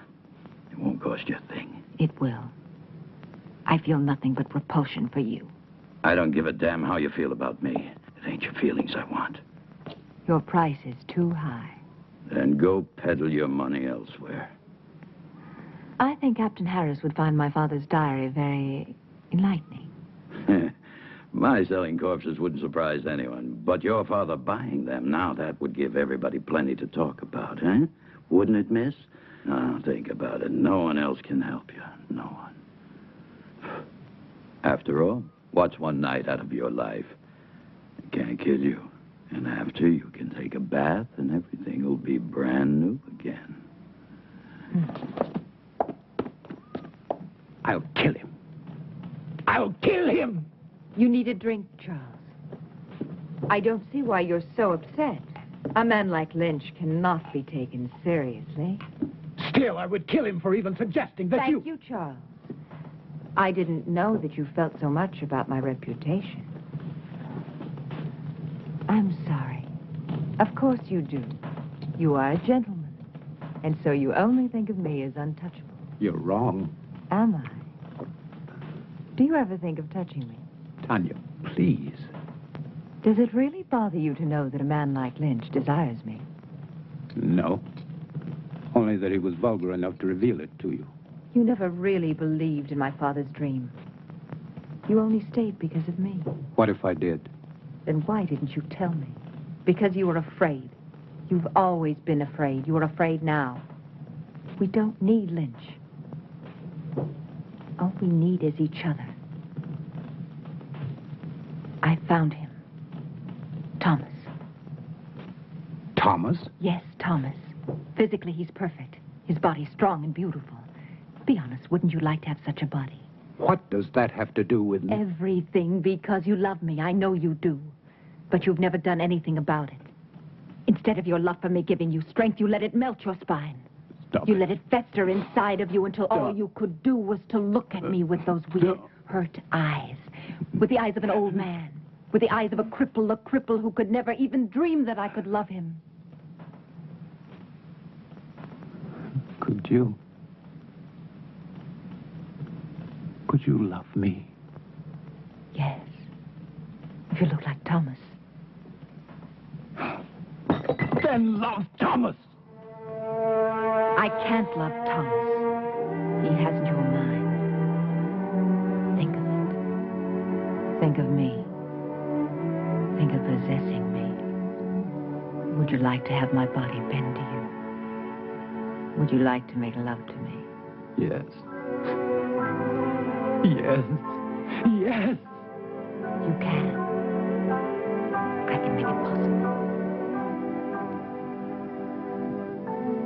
My brain and my heart in Thomas's body. His heart is as gentle as yours. Thomas, with your brain, there's a man I could truly love. No. I won't kill Thomas for you. I'm not a murderer. You were ready to kill Lynch. That was different. Murder is murder. Do it, Charles. I'll help you. I'll be your wife. I'll give you everything.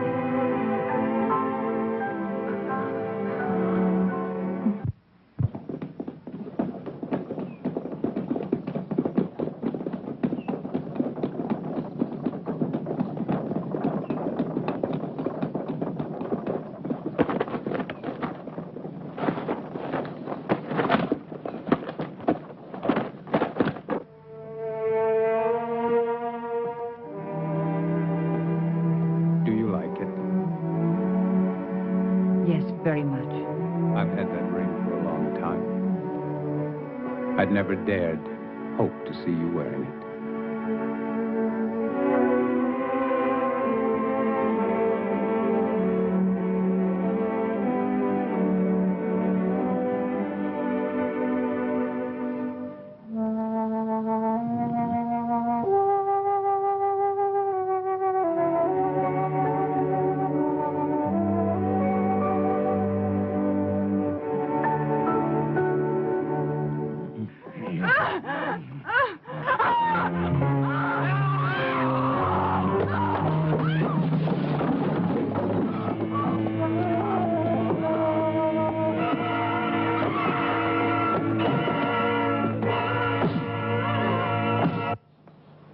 Good morning, Charles.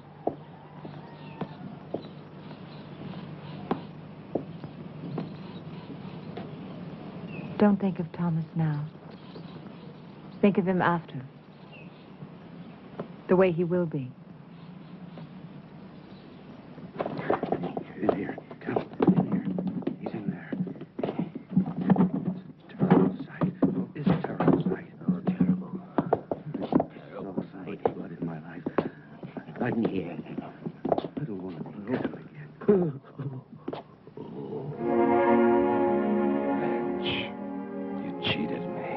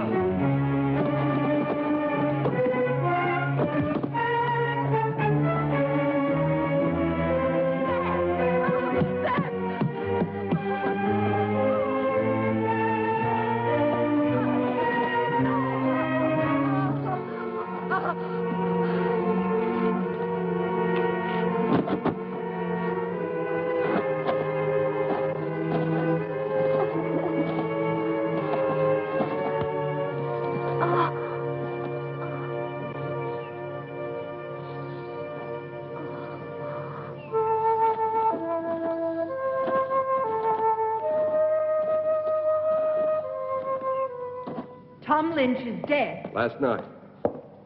Killed by the same man who murdered your father. And Lynch wasn't robbed either, Miss Frankenstein. It's Mrs. Marshall now. Oh, congratulations. Thank you. And this man, anyone seen him? Anyone still alive? The young man who was with Sarah Wills, John Masters. And this Mr. Masters, what did he see? He claims it wasn't a man. He said it was a monster. But he was too frightened to satisfy me. However, there's one more witness I would believe. Who is he? Seth Atkins' son. He saw the murderer kill his mother. But the lad's in shock. If and when I'm ever able to talk to him, I'll... Poor boy. Sorry to bother you, Mrs. Marshall. I'll see you out, Captain. Thank you. You know, I've been wondering, Mrs. Marshall, why would you visit Tom Lynch, especially at his place, and at night? The Baron owed him money, and my wife went to pay it back. Wouldn't it have been better to send for him? Really, Captain? A man like Lynch here? Of course. But then I would think Dr. Marshall should have gone, not you. It was my father's business which made it mine. Nobody else's. Quite. What I don't understand is why would your father owe Lynch money? I find your probing thoroughly impertinent. It always is. Thank you again, and good night. Oh, one thing more. You don't believe in monsters, do you? Of course not. I do.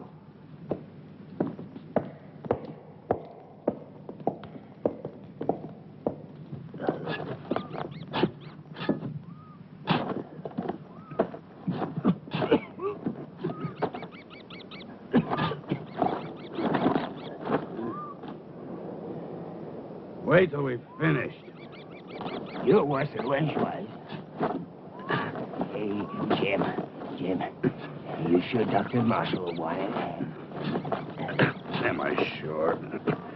Sure, I'm sure. Whatever the Baron was doing with the corpses, Dr. Marshall was helping him. So it must be sure that he's still doing what they were doing. He'll thank us good. To hell with his thanks. He'll thank us good. Money, as long as he pays us good. Come on, this ain't my favorite way to make a living. Hey, I ain't gonna... Shh, Jim, shut up. Listen.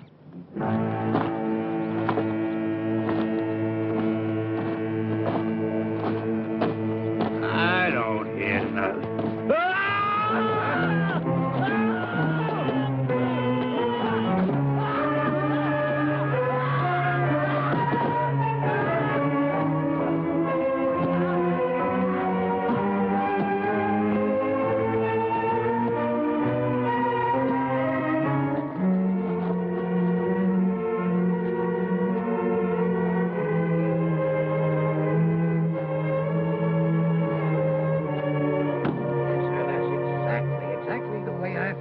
Captain. I was here early, like always. I keep a clean place, you know. I always clean it every morning when I come. I see. Thank you very much, Mr. Stone. Clean it up, yes, sir. I always try to keep a clean place. That's what I keep. Yes, I understand. A nice, quiet place. Thank you very much. Great That'll promise. be all. Doesn't make any sense. It's beginning to make a lot of sense. Get those shovels.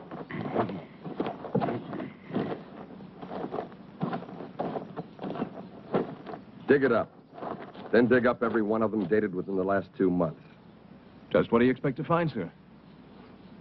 Not a damn thing.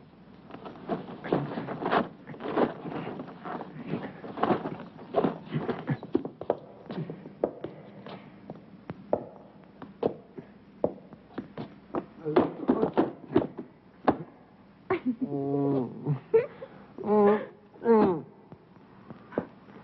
no, Thomas. I wasn't laughing at you. Don't be mad at me. No, not mad. Never mad at you. Well, that's very kind of you. Come here, I'll help you.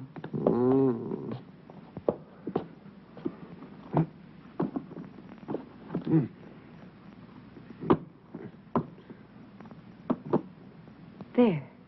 I will do it.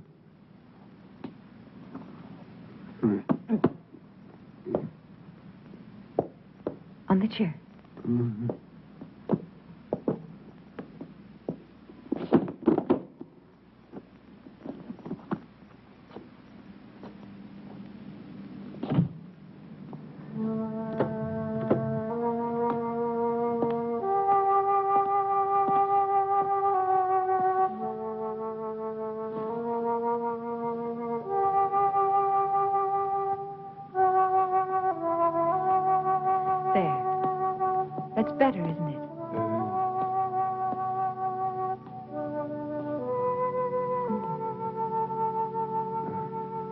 Sit down, Thomas.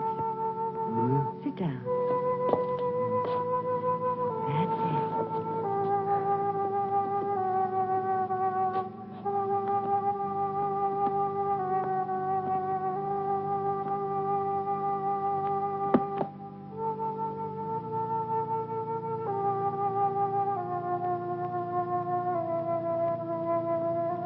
You actually do understand what's going on, don't you?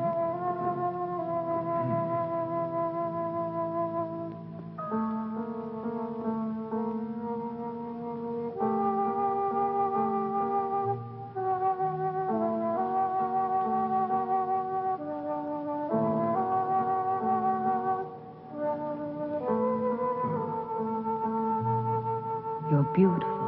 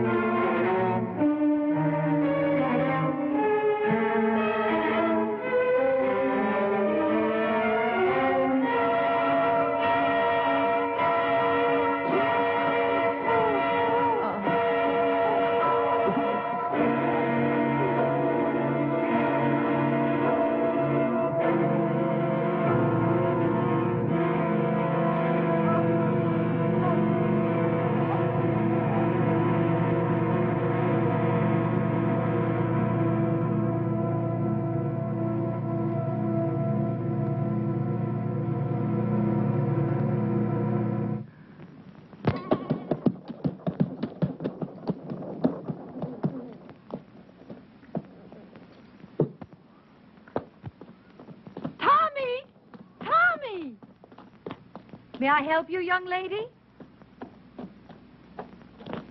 Oh, good day. I'm looking for my brother. Your brother? You must have the Tommy. wrong... Thomas Stack. Ah, he's not here. Have you tried at his home? I went there first. I've not seen him for a few days. Perhaps he's gone on a trip. Tommy? Where would he be? He was never out of the county. It's possible. Perhaps my father's death had something to do with it. Oh, I didn't know. I'm sorry. Yes, Thomas was very fond of him, and his death must have shocked him. Oh, yes, perhaps. I'm really sorry, but I can't help you. I'm sure Tommy will be here soon. Are you living at the inn? I shall be. Ah, fine. I'll tell him. He'll be so happy to see you. Thank you, Mrs. Marshall. I'm so sorry to trouble you, Mrs. Marshall. Oh, no trouble. We're all very fond of your brother. I'm sure you are. Good day.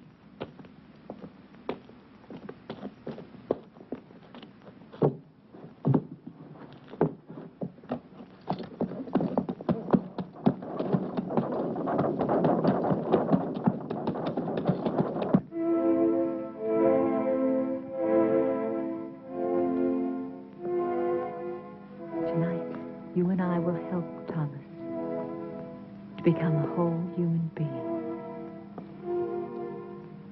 And my father, he will live again, but with the fame he was meant to have.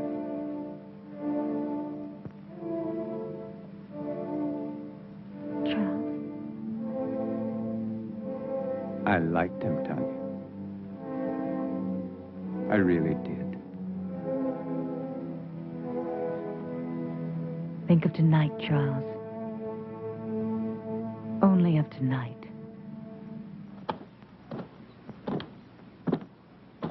Then People are talking. They're saying that Baron Frankenstein is responsible. They're saying that he created that monster. It killed him, remember? But it didn't kill his daughter. What does she have to do with it? Well, you know how people are, Captain, especially when they're scared. Right now, they're so scared they may do anything. Just anything. Something real crazy, maybe. To them, the name Frankenstein is 6 leagues below Satan himself. And they don't care who's wearing it. Come on, John.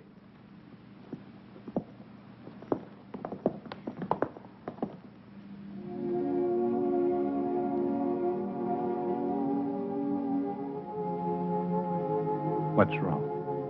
You can't change your mind now. It's too late, Tanya. I killed Thomas. You've got to make the means justify the end, for my sake. What if I fail? Charles, Then you fail. I'd rather give my life to you than to the hangman. Is everything clear? No questions. No questions. Remember that I love you. I'll remember. Now smile for me. That's the last thing I want to see. Thank you. Now begin.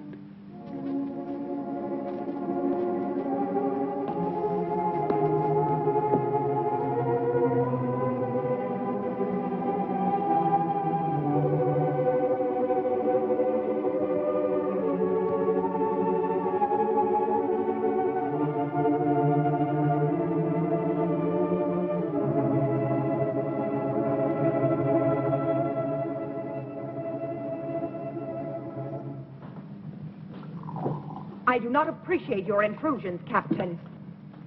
I'm trying to find your father's murder, Mrs. Marshall, and I don't see how that could be an intrusion. Of course, you're right. Please forgive me. I've been up all night with my husband. Then he's seriously ill. It could be. He's resting now, and after my breakfast, so will I. Have you made any progress, Captain? Not much, but the murderer has. 2 more men have been killed, Jim Turner and Bill Jessup. They worked for Lynch. Oh, you wouldn't know them. They're not exactly the kind you'd invite to tea.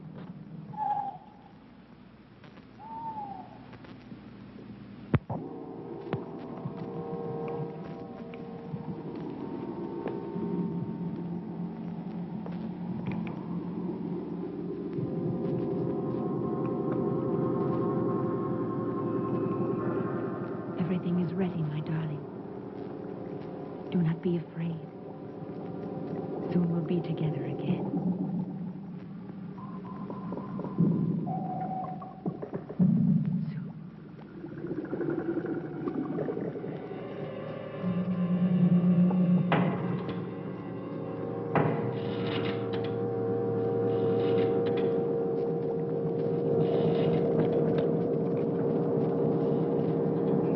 They all rejected my father, life's work. Now they'll see.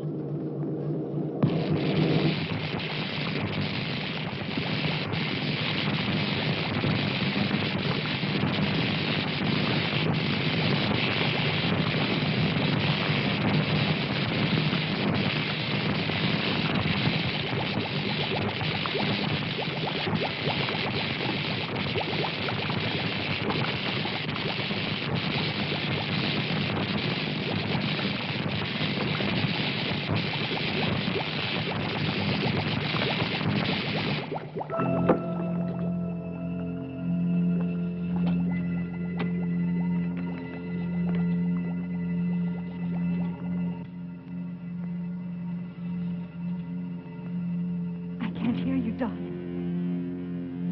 I can't.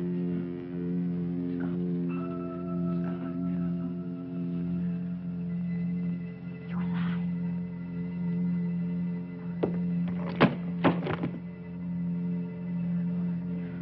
I'm here.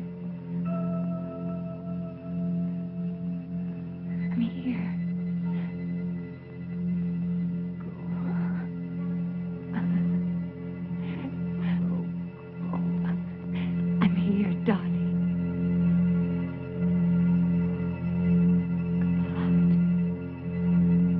true, Julia. I've seen it. And you think that Tommy is somehow involved with this monster? Well, not in creating it, but I think he found out about it by chance. And Mrs. Marshall? She's part of it, too? Yes, she's lied too many times not to be. Then she and Dr. Marshall, they would have to kill Tommy, wouldn't they? Wouldn't they? Maybe not. Who would believe Tommy? I would. You would too, Paul.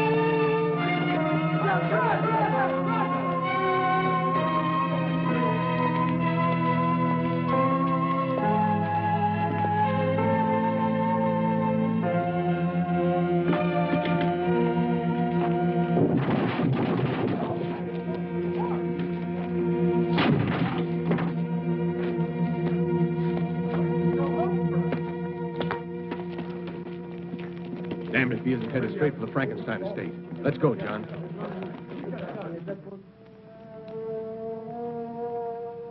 When I remove the stitches and your hair grows back, no one will see the difference. In the meantime, this wig will do perfectly. Now, Charles, put your hands like this. When I release the paper, you try to catch it between your hands before it reaches the floor. But you must look into my eyes. Bravo, Charles. Reflex is perfect, pulse normal. Everything.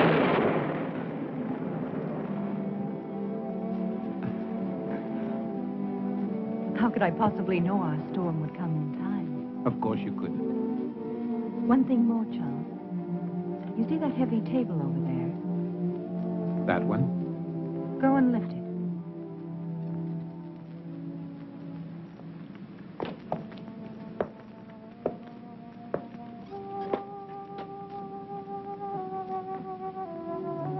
Go on, Charles.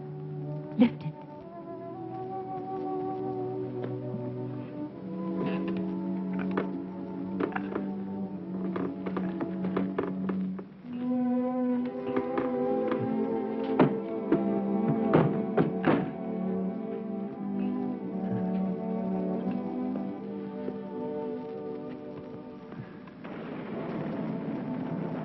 All my life I've wanted to do something like that.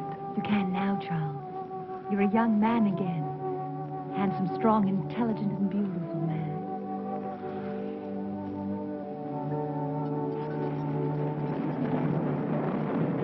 Mrs. Marshall! Mrs. Marshall!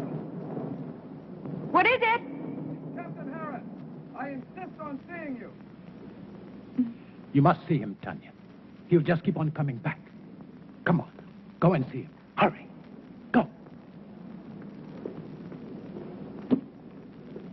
I must see Dr. Marshall. Impossible. He's still extremely ill. I cannot. I'm not asking your permission. Read, Captain Harris. This is a... Yes, it is, I Mrs. shall Marshall. report you to your You superior. do that. Please leave my home. Not until I see your husband. Really, you have no right, Captain Harris. My husband is very ill. That's far enough, Captain. I'm sorry, Captain, but my illness is quite contagious. You shouldn't risk coming any closer.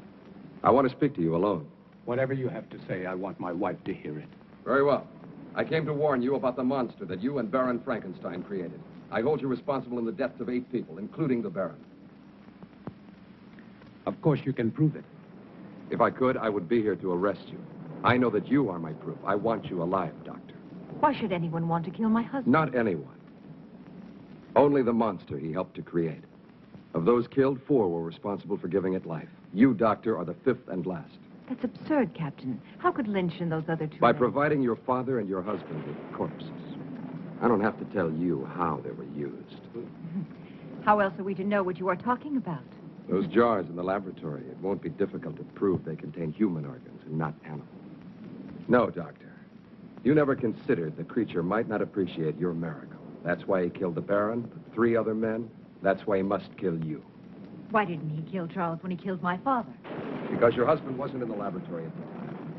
This is the most extraordinary fable I've ever heard. You really disappoint me, Captain. A robber killed the Baron.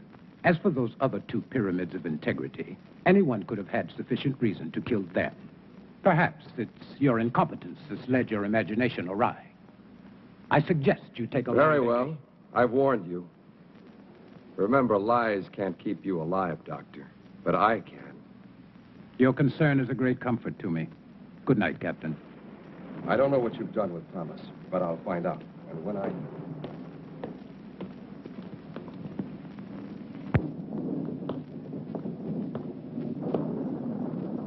We must get away tonight, Charles. No, Tanya. But, darling, Harris and his men will find the monster. They'll destroy it. They don't know how. I do. Every available man, Peter. I want this place surrounded. And make sure the men tell no one, especially their wives. Now, hurry. Yes, sir.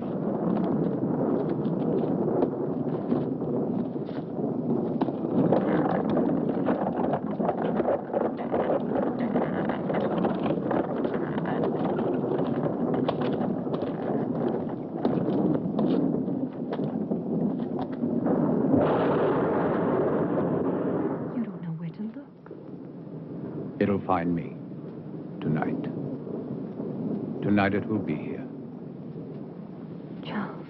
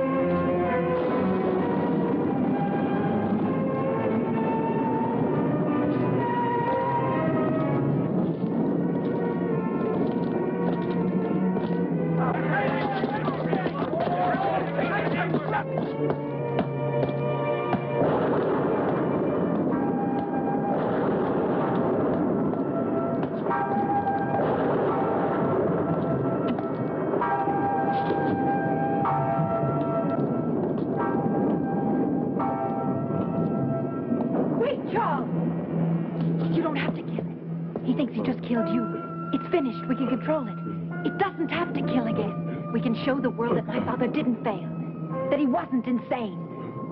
Think of us, Charles. The power, the fame. No, I must kill it. Yes, you're right. Kill it. Why did you change your mind, Tanya? Because you know that no matter which of us survives, you still win? You do know. You've always known. Goodbye, Charles!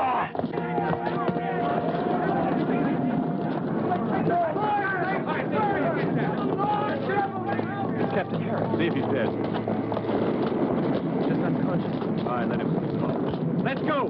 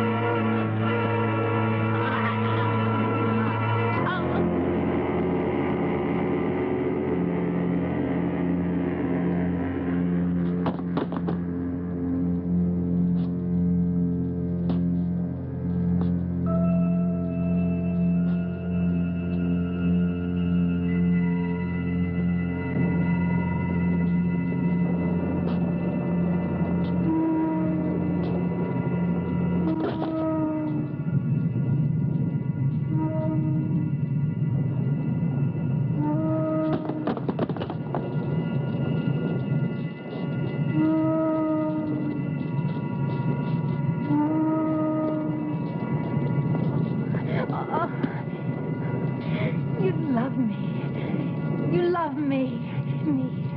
Me. I belong to you. Yes, Thomas. My love.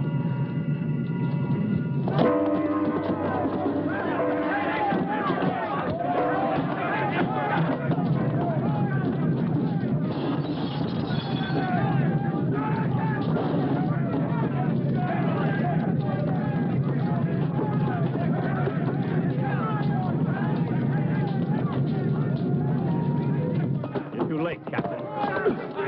Get him out of here! Get him out! All right, let's go. Julia, what are you doing here? You've got to get out of here.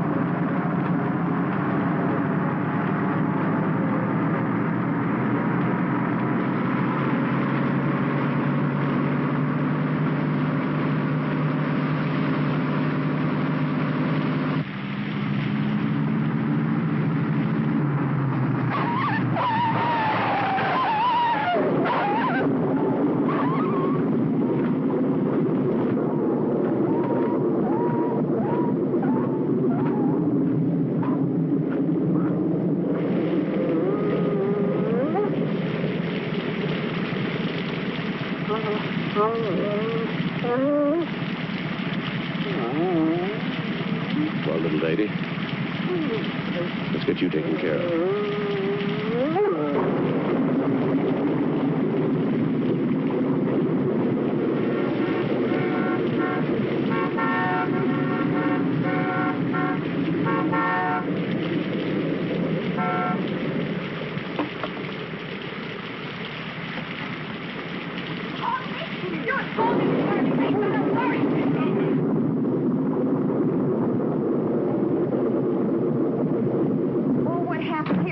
You sit, forget.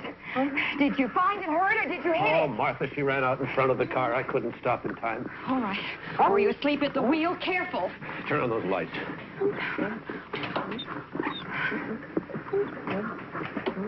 Okay. All right, just a minute, Paul.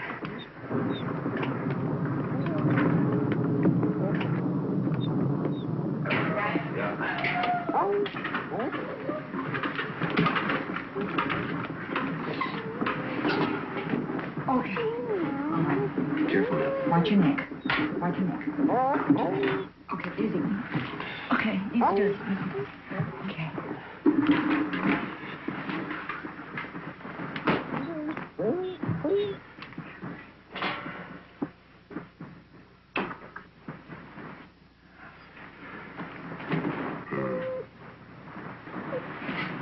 Give me some alcohol.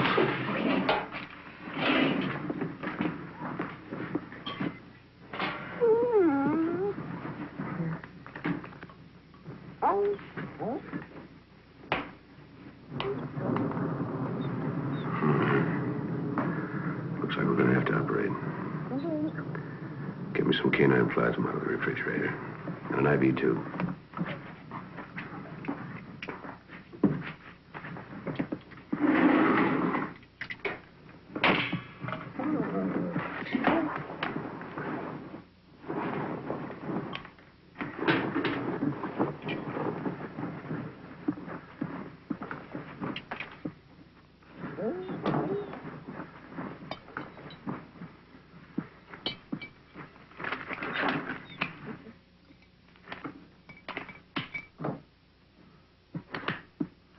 Oh, you're going to have to connect it. Hang the tube up there.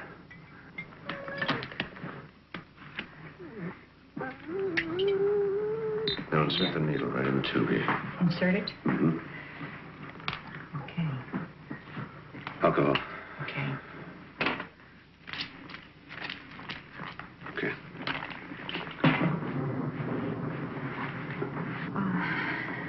Is there anything else? No, that's fine. Thank you.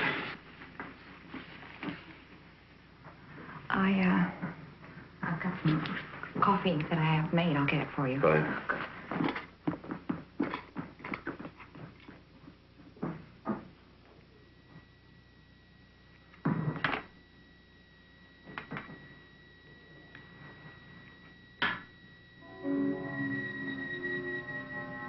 You've got more than a ruptured spleen, little mother. I don't think you're going to make it.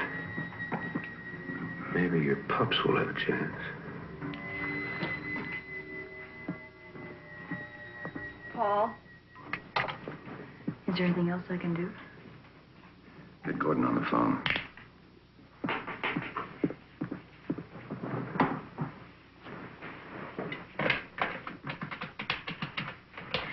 Is the dog going to make it? I don't know. Put it on the speaker.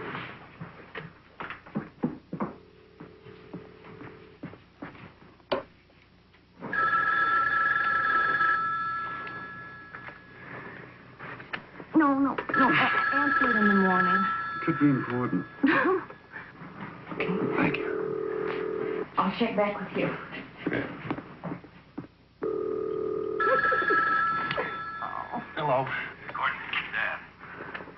I want you to go to the research hospital and get What is it?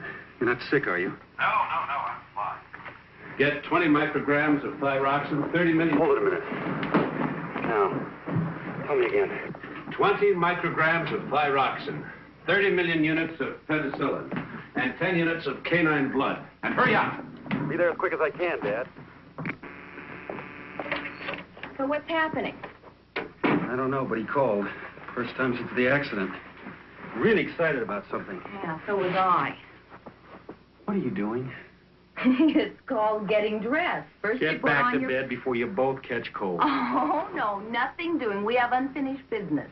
You know, on the way home, that lookout point on Mulholland Drive would be the perfect place. Helen! Stop. Well, I'm very adaptable, as well as being very sexy.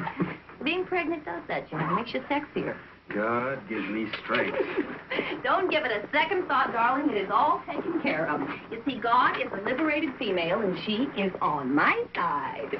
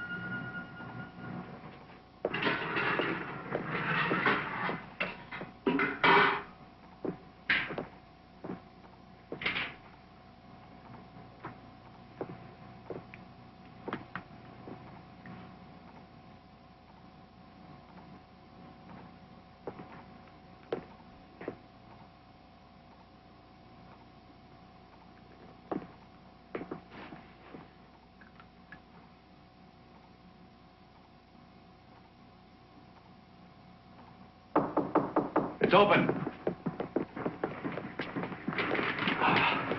What's going on, Dad? Tell you in a minute. Paul, what happened to her? She ran out in front of the car. I couldn't stop in time. I'm trying to save the pups. You mean these things are alive? 2 of them are now. They don't resemble their mother very much. Well, you didn't exactly look like Robert Redford at that stage either. They're alive. And that makes them beautiful. She's gonna live, isn't she? I don't know. She's holding her own. They did all I could. You are a mess. Huh? Why don't you go get cleaned up? Oh, yeah. I'll be back in a minute. Thanks. Is my future protege behaving himself? Oh, hardly. He's ornery as hell, starting to kick. You want to feel? Yeah. Hey, what does Dr. Canlon say? He says you're going to be a perfectly healthy grandfather. Grandfather? I'll be back in a minute. Good to see him working again. You know, he hasn't been in the lab since Mother died. This is the first time that I have ever been in the lab. It is unreal.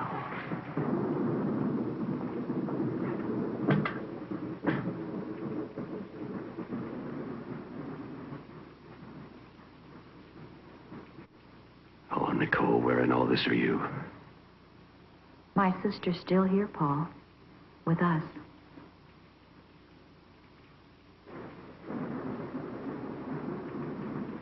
No, she isn't.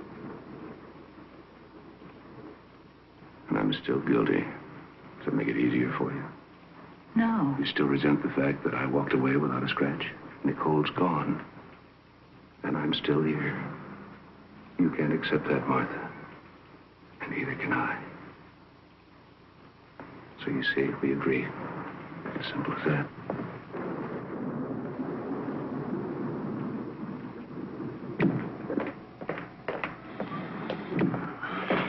It looks like you lost another one.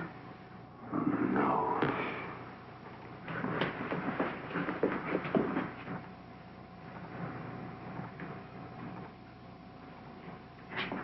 You two go on home. It's going to be a long night. I'm sure you've got better things to do. How about some golf next week? Good idea. I'll call. And if you don't, I will.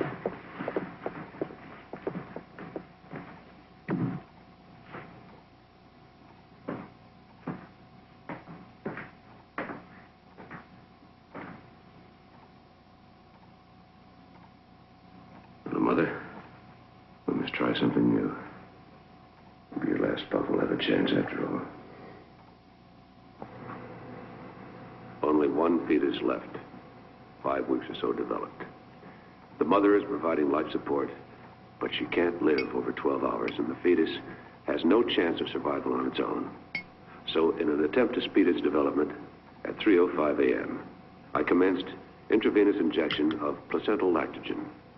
Placental lactogen is a growth hormone Nicole, that is, Dr. Nicole Holliston and I, were experimenting with at the time of her death.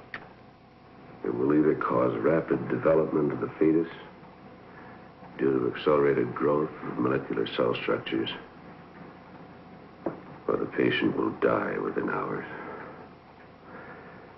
Placental lactogen consists of polypeptide fragments with a seedless C marker and has 2 disulfide bridges.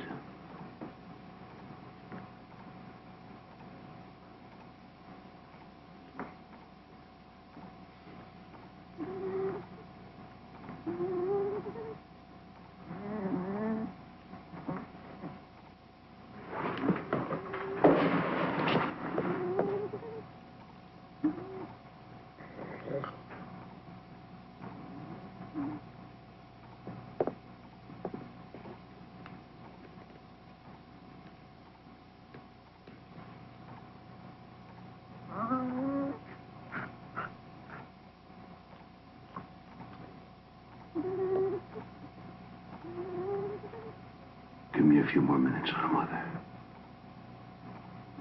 Just a few.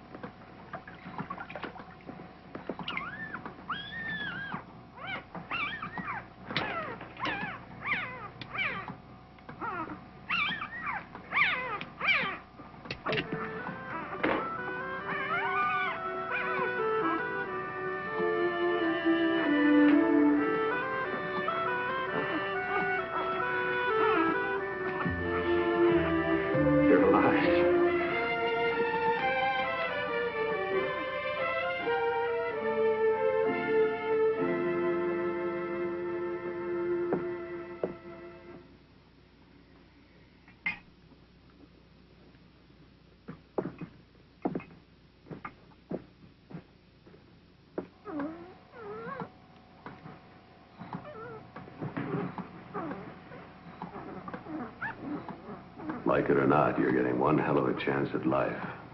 I hope you like it. Number 1. Because of prematurity, and to alleviate possible shock, I placed number 1 in an isolette at 10:40 a.m. The growth hormone is discontinued, but nourishment is being fed intravenously. A sample specimen of cells seems to be without defect, and the growth pattern normal. I've decided to recommence intravenous feeding of placental lactogen, the growth hormone, to study further how the rapid growth progresses. At 1:40 a.m. the 24th, the puppy is now 6 weeks or so developed, but is only 2 days and 15 hours old.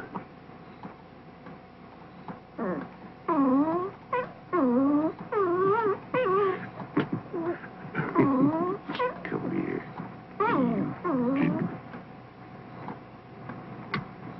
When the growth hormone is administered, the accelerated growth is constant.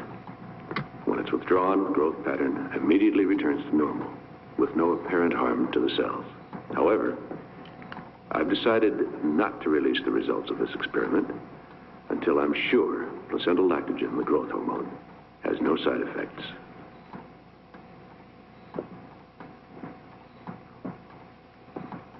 Placental lactogen discontinued, cell activity dropped again to normal.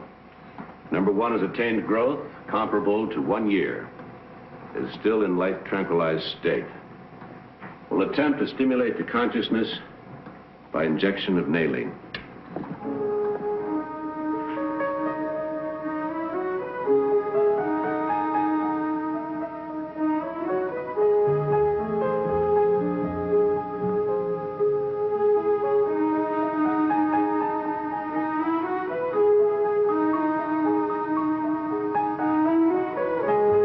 Heel. Sit. Down. Stay.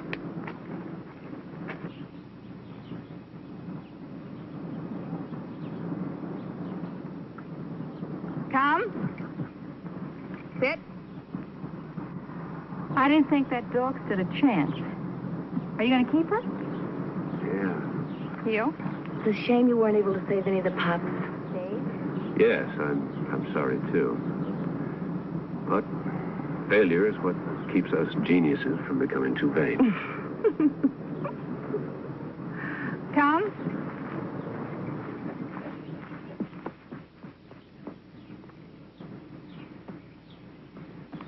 Somebody forgot to tell her the dogs and children always like me. She's obviously been well trained. You don't need me. Thanks for your help.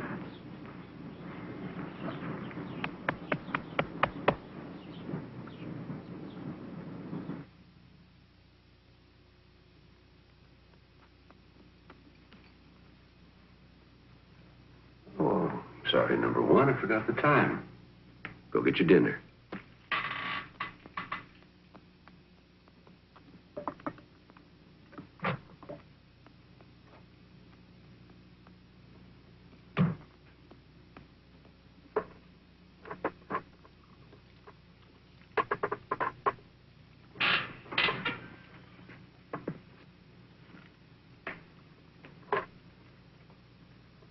Now put the dish away and go to bed.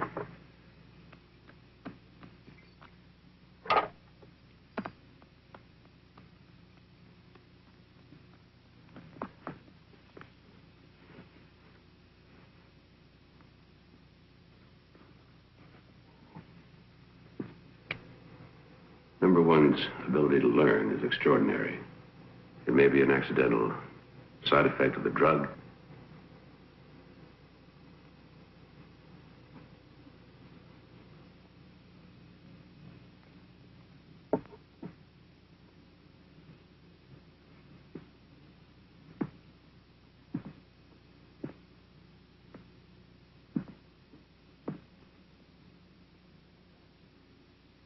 I have decided to attempt, under controlled conditions,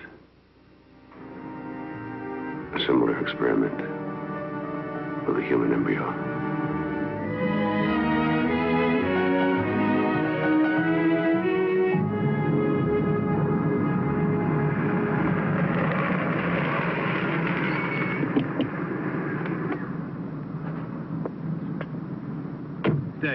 Won't be long.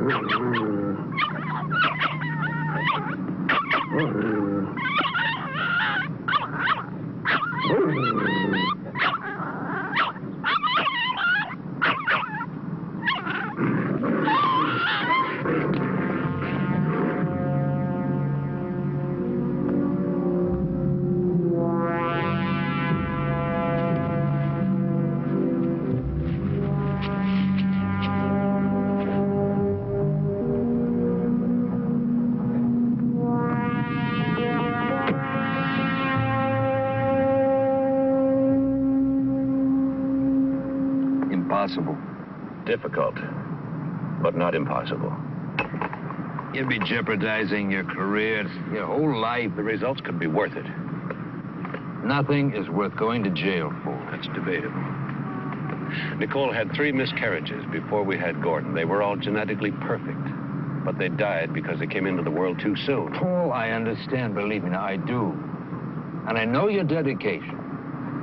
But it is morally questionable to experiment with a living being. A 6-month fetus is a living being with a chance of survival outside of the womb, but 12 to 14 weeks has no hope whatsoever. I'm not asking for anything that has a chance for life on its own. An accident where the mother is dying is what I need. An abortion, even. Listen to me. 20 years' work is beginning to take shape. The children that Nicole and I didn't have will, in their own way, live. Now help me, Jim, please. Maybe. And only if it does not put me or the hospital in a vulnerable position. Blood type A. Well, that may take a little while. I'll let you know. I have a temporary life support container in the car. I'll get it. Betrays a certain quiet self-confidence on your part. I knew you as a fervent doctor before you became a fervent administrator. Dr. Caro, surgery, please. Dr. Caro.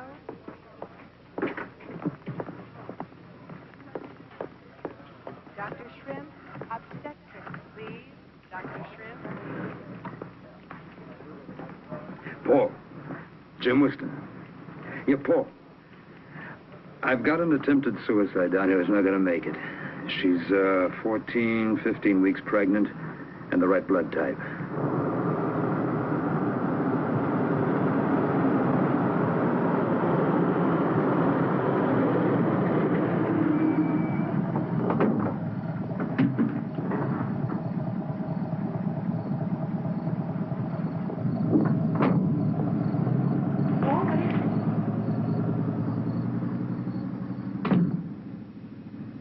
What's with the ambulance? Are you doing an experiment? Paul, may I help you, please? Paul, I'd like to. Paul! Well, you just aren't getting your own sandwich. The difference between the canine and human circulatory tract and cell structure makes it difficult to say what effect the growth hormone will have on the human fetus. Chances for the experiment to succeed are minimal because of the immature development of the fetus. It's my estimate that the fetus has a chance of reaching the 5-month development stage before termination of life. If enough is learned from this and other experiments, it's possible that within a few years, placental lactogen can be used to save miscarried infants and allow them to live.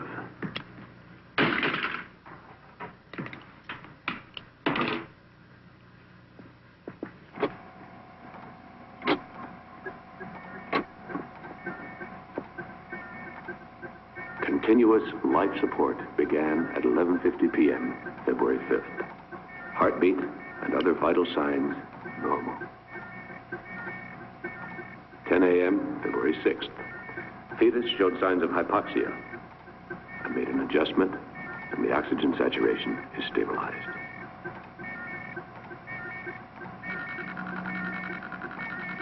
(2:15 p.m., February 7th. Growth pattern approximately 30-1.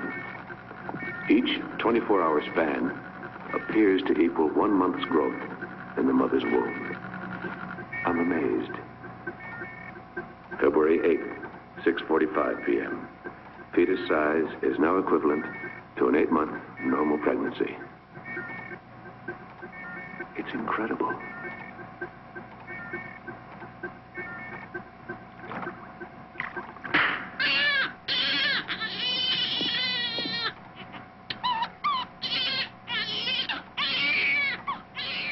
Growth hormone discontinued, and the baby transferred to an isolette at 9:10 p.m., February 9th. The heartbeat is steady, lungs are expanded and clear.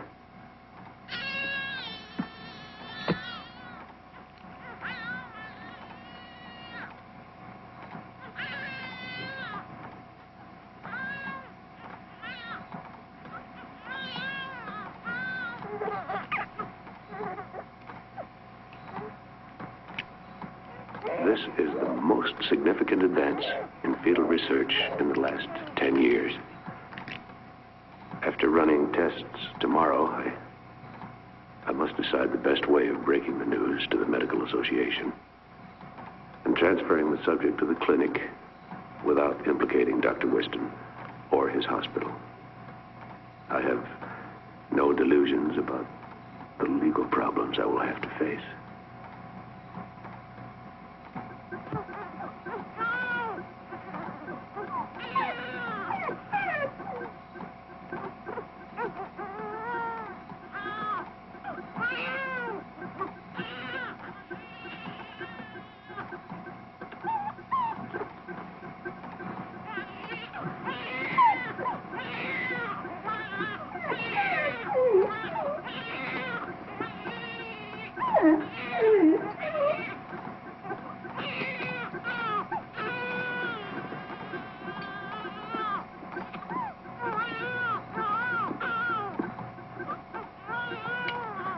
Terrifying things taking place.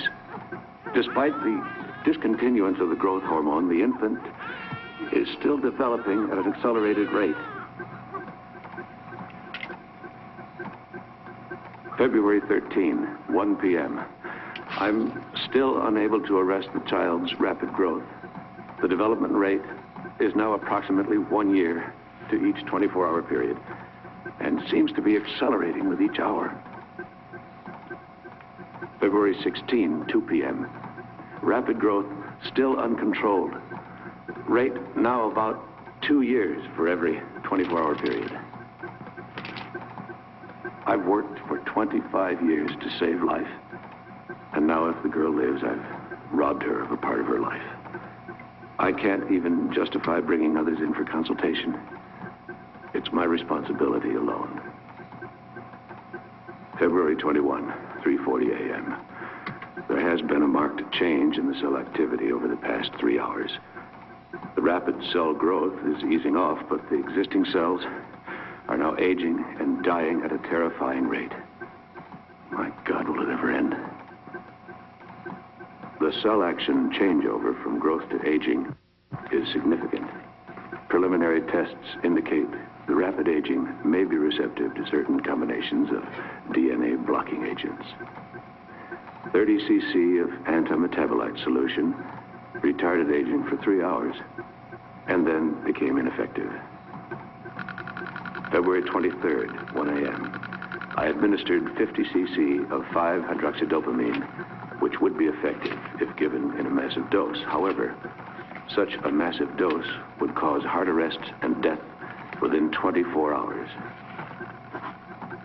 February 24, 7 a.m.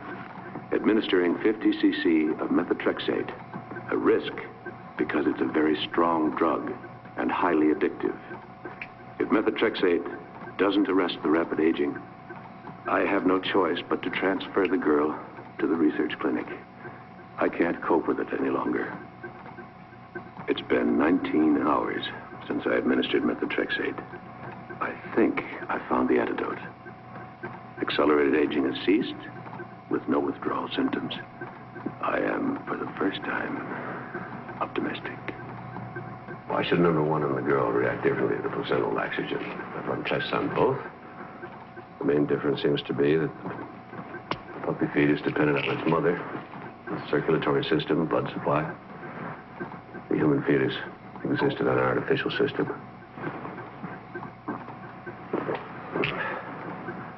It's now been 36 hours since the methotrexate injection.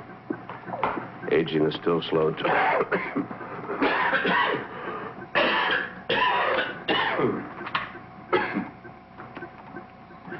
Aging is still slowed to a normal level. If it's permanently stabilized and she's normal in all respects, I shall keep her with me and prepare her as much as possible for the outside world. And that'll be quite a task. The tranquilizers are discontinued. I will raise her to consciousness with a series of maline injections. I have no idea as to the outcome, but I've done all I can. Also, I'll begin subconscious teaching at this time. Are 16. 16 and 16 are 32. 32 and 32 are 64. Let us repeat. 1 and 1 are 2. 2 and 2 are 4. 4 and 4 are 8. 8 and 8 are 16. 16 and 16 are 32.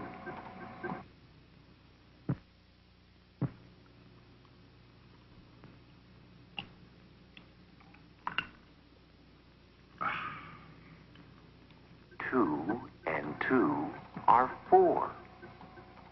4 and 4 are 8. 8 and 8 are 16. 16 and 16 are 32. 32 and 32 are 64. Let us repeat. 1 and 1 are 2.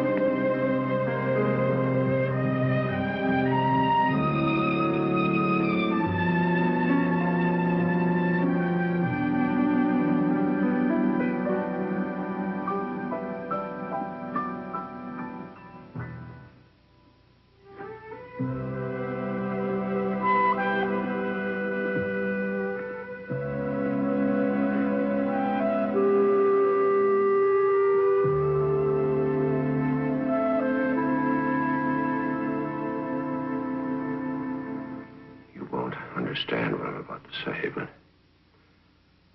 through my own inaction inadequacy, you have missed the most wondrous part of your life. And that's called growing up. I shall do my best to make up to you what's been lost. Victoria? Yes, Victoria. Do you remember any of the lessons? 1 and 1 are 2. 2 and 2 are 4. 4 and 4 are 8. 8 and 8.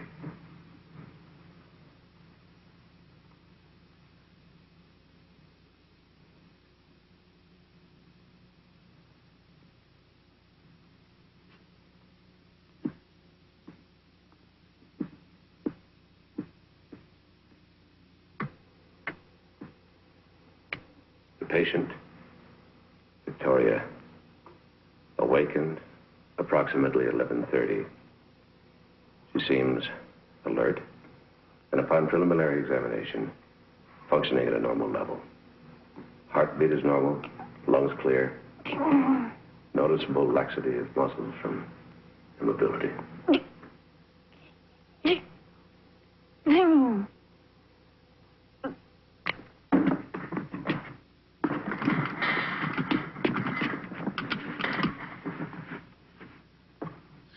Sixteen.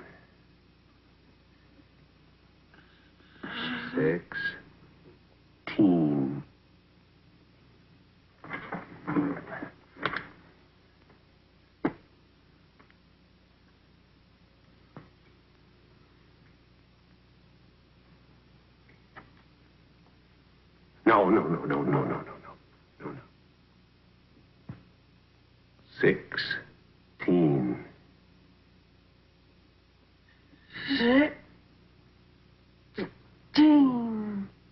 16. 16 and 16 are 32. 16 and 16 are 32. 32 and 32 are 64. Let us repeat. 1 and 1 are 2. 2 and 2 are 4. 4 and 4 are 8. 8 and 8 are 16. 16 and 16 are 32. 32 and 32 are 64. Let us repeat. 1 and 1 are 2. 2 and 2 are 4. 4 and 4 are 8. 8 and 8 are 16. 16 and 16 are 32.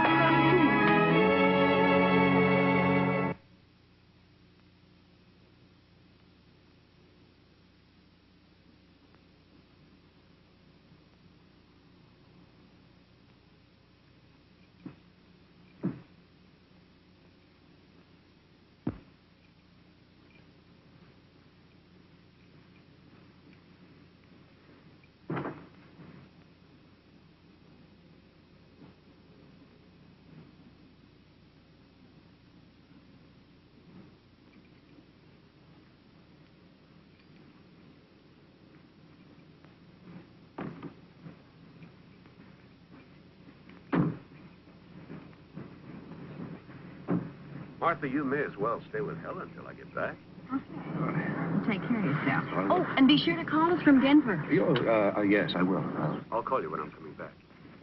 You're going to be so busy fixing up the nursery for my grandson, you won't even miss me.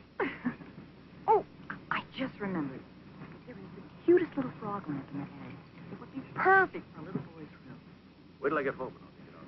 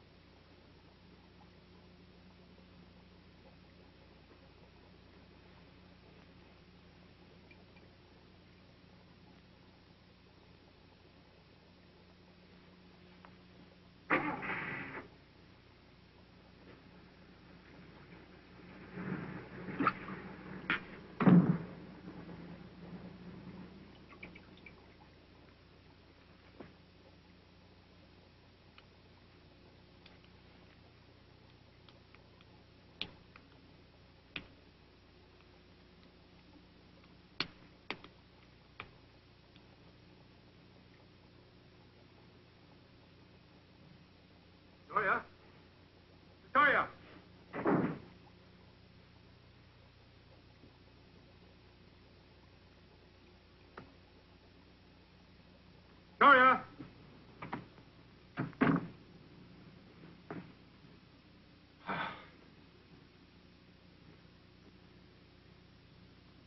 Gone.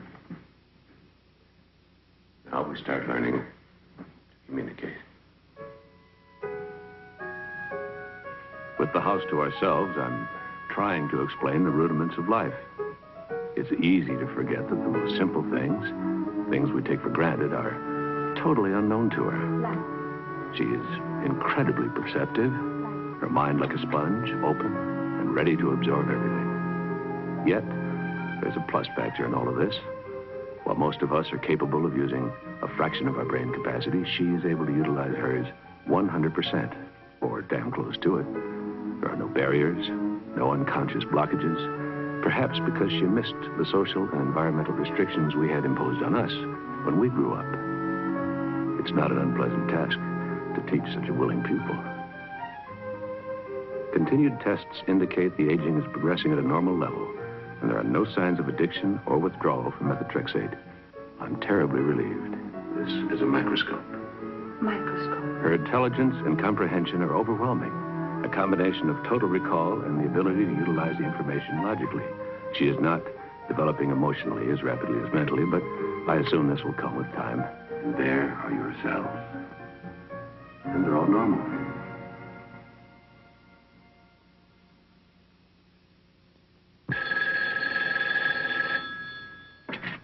Hello?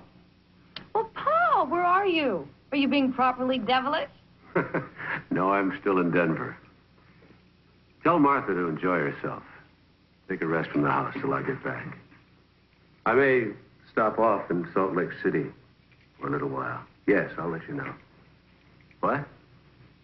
Oh, no. No, I'm fine. Love to Gordon. Goodbye. What did you think of it?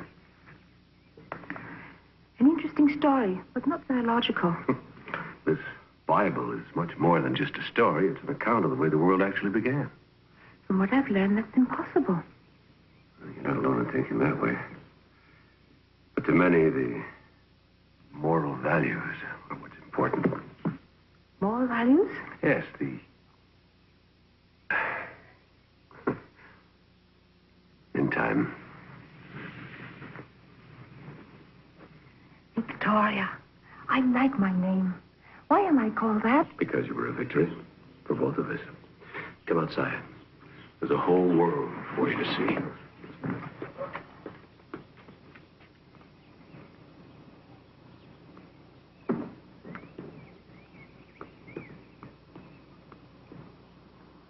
Were there times when you were afraid I wouldn't be a victory? Oh, from the beginning. You see, I never really expected you to be born. And then your life took hold. It wouldn't let go. It moved at such speed, I didn't think I could stop it. You know, there was a chance there where you could have been born, lived, and died of old age without ever knowing you'd existed. Couldn't you have gone for help? If the methotrexate hadn't worked, I would have. But thank God it did. Why, thank God. What would have been so bad about going for help? I'd have put you into a clinic. There you'd have been a strange happening, an exhibit. Something under glass to be looked at, examined, experimented with. A freak. A freak. I would have hated that. I know.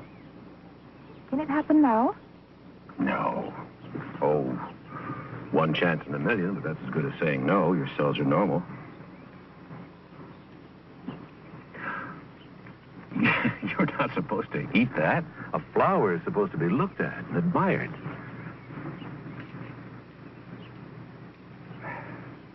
Like this. See? There. Still, we're going to have to tell people about you. Can't keep your secret much longer. That's going to be a problem for you, Victoria. I'm sorry for that. You see, you're unique. You may never happen again. And from what you tell me, I may not have happened at all. Live and died without ever being? Yes, Perhaps if you'd been taken from the womb and you were more developed, say 6 or 7 months, the growth hormone wouldn't have reacted as it did. But that's something we'll never know. A 6-month fetus has a chance for life on its own. To experiment and fail at that stage would be murder. And that I will not do. But still you ought to tell others about me. Still I am to be the guinea pig. No. I won't allow it to go that far.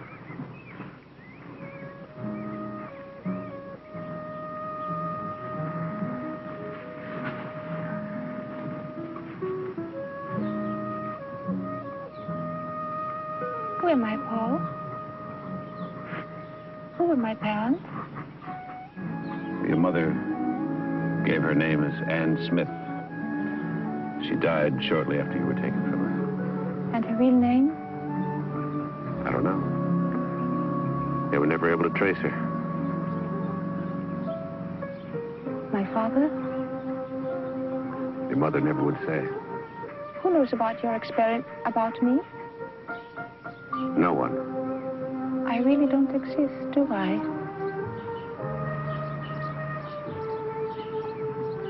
I'm a non-person.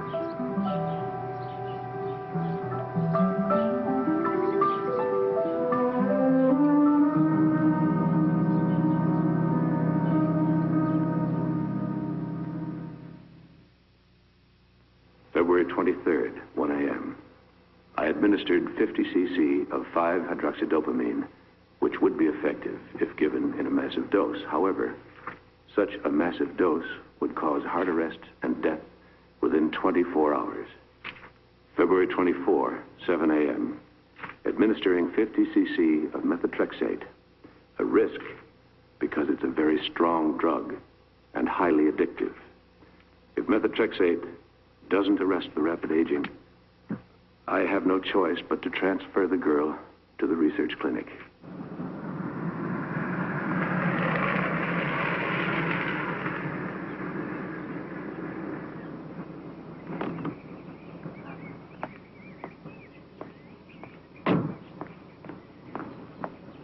It's been 19 hours since I administered methotrexate.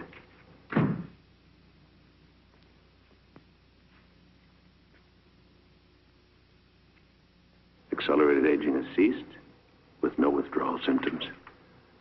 I am, for the first time, optimistic.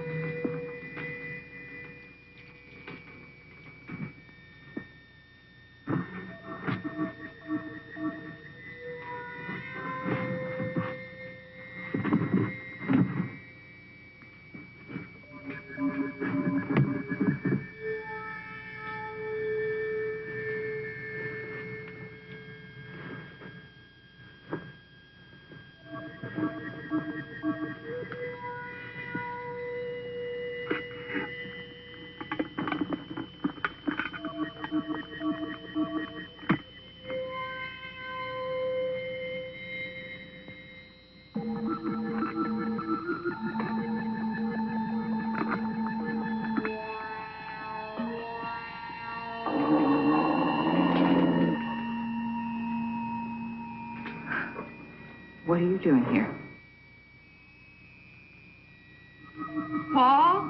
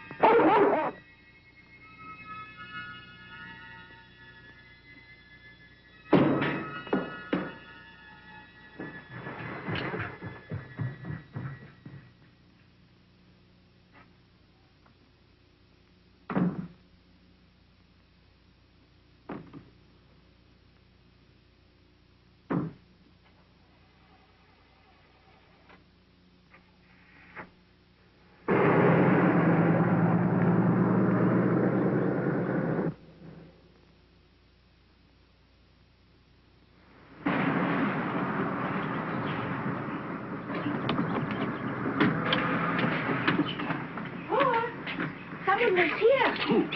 Martha, she said. She saw you? No. She called out her name. I hid in the lab, but she didn't come in. Good, good. Nobody gonna see you. Here. Get that in the house. Go on, go on.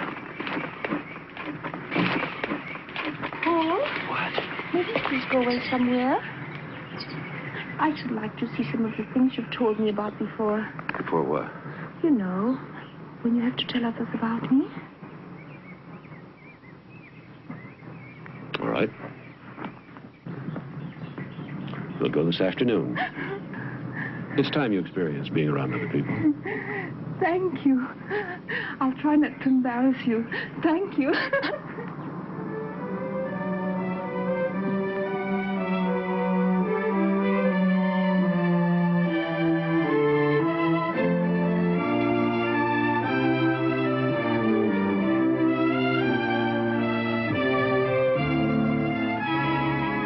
Do you think we'll ever go back? I don't know. Wasn't 2 weeks enough? It was wonderful, but too short. I loved every minute of it anyhow. The plaza, the shops, the people, the marvelous old mission. It was all exciting and beautiful. But sometimes I felt I said the wrong things or asked the wrong question. Once or twice people stared at me and I... did I make a mistake, Paul? No, you didn't make any mistakes. It's just that people don't see the beauty around them sometimes. They take it all for granted. Your enthusiasm made them aware of what they were missing. Is that good? Very good. We'll pick up Martha on the way home, and you can meet Gordon and Helen. We're almost there. Let's hear it. Victoria Spencer, from Denver, Colorado. Parents deceased, age 25, unmarried. Studied where? At the University of Colorado, the College of Applied Science and the School of Medicine. Was established by territorial legislature in 1861, but the first cornerstone was not laid until... Hold it. Just say where you went to school. Don't give a dissertation. Remember, never volunteer. Okay. Now, how did we meet? You were in need of a research assistant, and I was recommended by a professor of chemistry. His name? Dr. William Bickman. Good.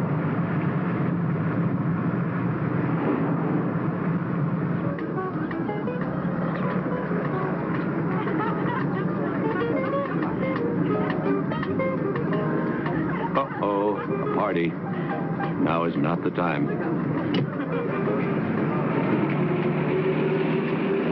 Paul? This is what is called making one's debut, isn't it?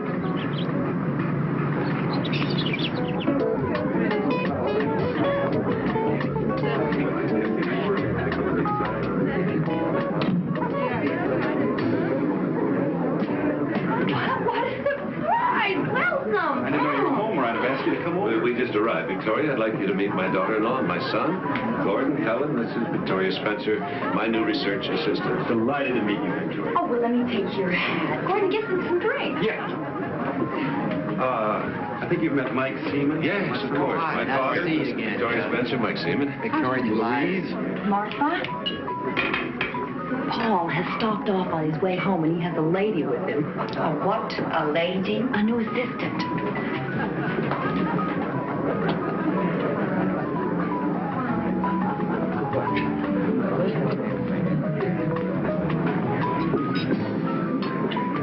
I think you're going to find working with Dr. Holliston very exciting. I'm sure.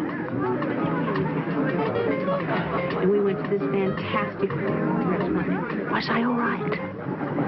Just fine. Paul? I'm surprised. You didn't call me when you got home. What are you talking about? Well, I was up at the house 2 weeks ago, and that dog of yours was there. Oh, yes. I was in and out in the one day. I didn't find it necessary to tell anyone. Martha, meet Victoria Spencer. She'll be working with me. Victoria, this is my sister-in-law, Martha Douglas. Paul has spoken of you so many times. Really? Well, I'm afraid he hasn't mentioned you. Where are you staying, Miss Spencer? She'll be staying at the house. Of course. I'll come home with you today. Tell me when you're ready. I'll get my things. Oh, no, you won't. Now, you help me plan this collection, and I'm not going to let you desert me in the middle of it. I'll take you home tomorrow.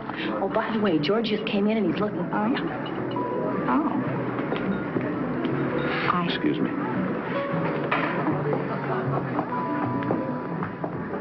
Where'd you study, Miss Spencer? At the University of Colorado. Colorado. That's my old alma mater. Tell me, is Dr. Hanley still head of chemical medicine there? I heard he was retiring. He was a cantankerous old bastard, you know, but a damn fine teacher. I look forward even more to working with Dr. Holliston. I still have much to learn. Less and less. Excuse me. Excuse me, please. I've been in a holding pattern over you all day. What shall I do about it? Look, while we're mulling over all options, have some wine. It's an Italian vintage. Probably made in Algeria out of bull's blood, rubbing alcohol. If a man with your taste and intelligence enjoys it, who am I to refuse? The sun shines on these dreary people as if they were worth a floodlight inspection. But for me, as Oscar Wilde once said, give me deeper darkness. Money is not made in the light. Excuse me. I believe it was Mr. George Bernard Shaw, first star curtain of Heartbreak House. Of course. I was just testing you in your past. Beauty plus intelligence. Very sensuous. Oh, we're going to enjoy a rousingly good hump. Hump? A ragged overcoat on. You refer to a favorite slang word that the Elizabethans used for fornication. I've read much of the subject.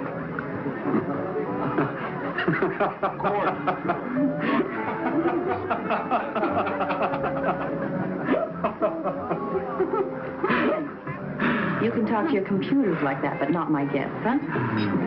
Do you make computers? No, I make them work. I manage Teletext International Systems in my spare time, when I'm not confusing Shaw with Wilde. Or Rabelaisian humor with bad taste. I'm surrounded. Therefore, I surrender to all women.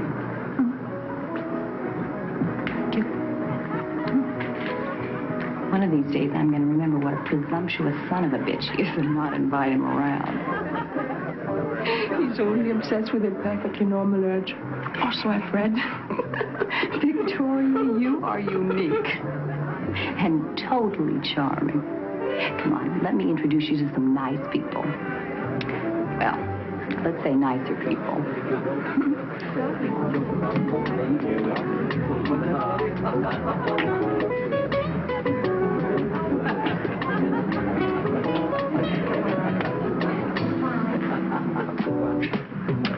Check. Good game. No, not really. I could have given you my queen and both rooks and still have whipped you.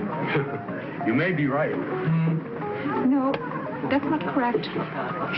It is feasible you could have given the queen and one rook, but not the queen and both rooks. Chess is one of the last bastions of male chauvinism. Would you like to challenge the champion? I've never played.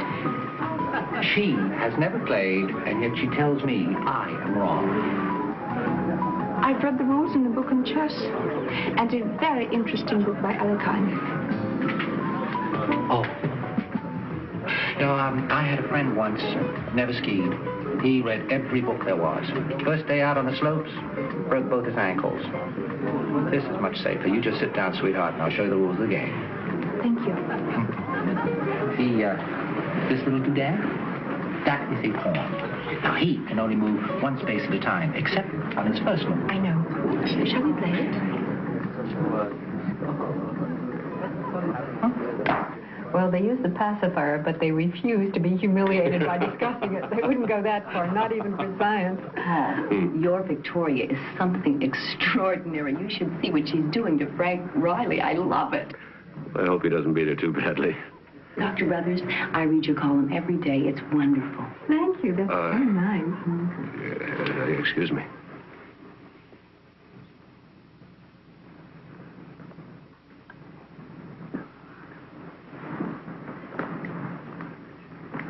Pardon me.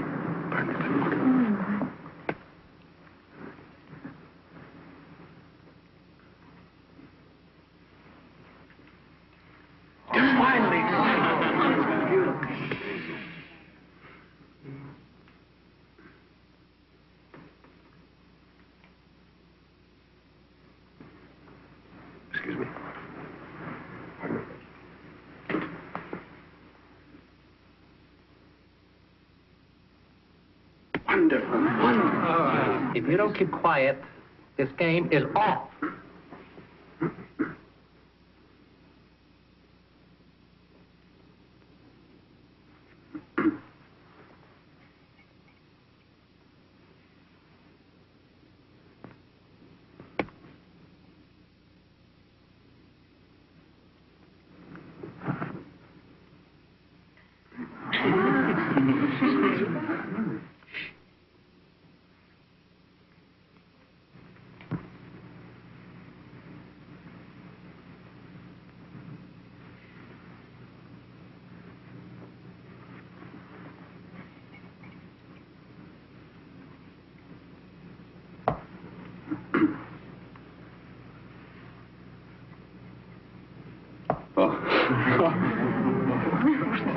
Quiet.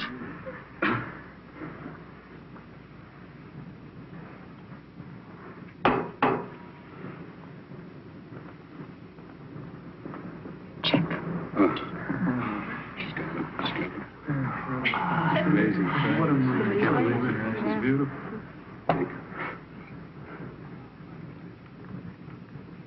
Check.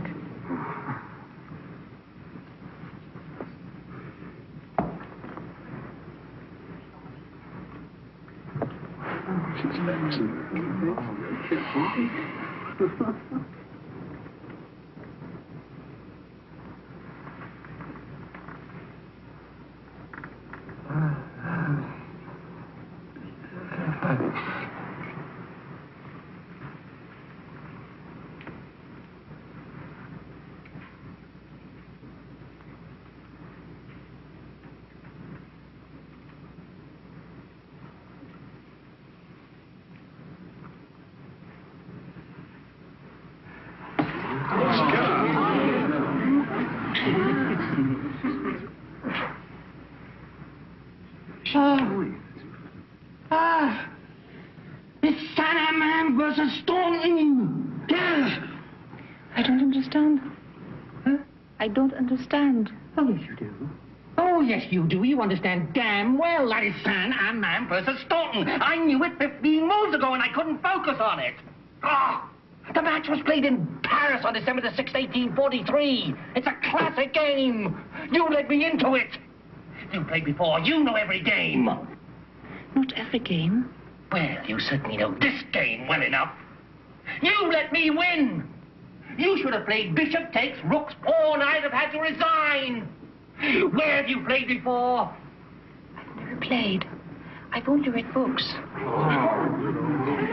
never played. I've only read books. You let me win! Oh! She let me win! Nobody lets me win! Let me have it! Nobody! Ah!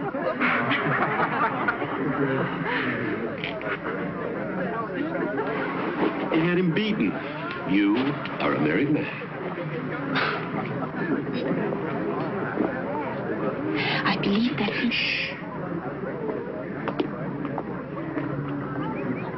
I believe that even if I had taken his rook's pawn, he could have replied with a move that would have been a draw. Enough, Victoria.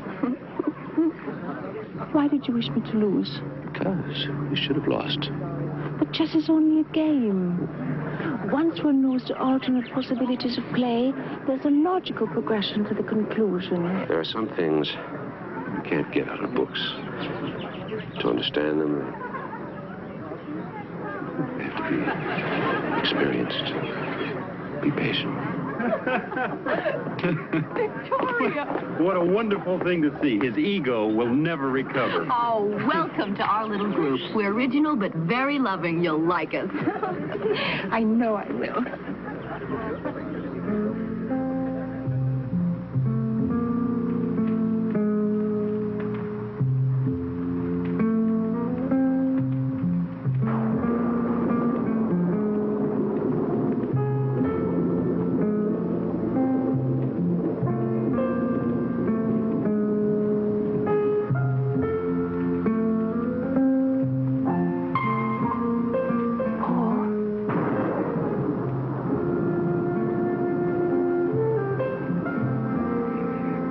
I want to learn, to experience. Will you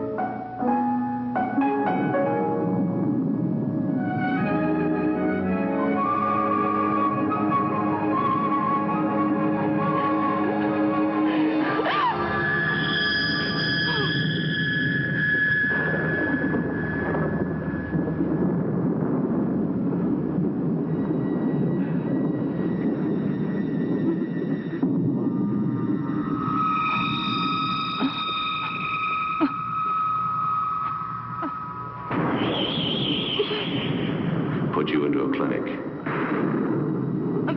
An exhibit. A freak.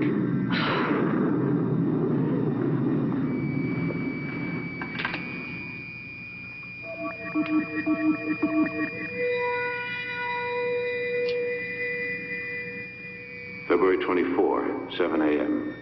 Administering 50 cc of methotrexate. A risk because it's a very strong drug and highly addictive.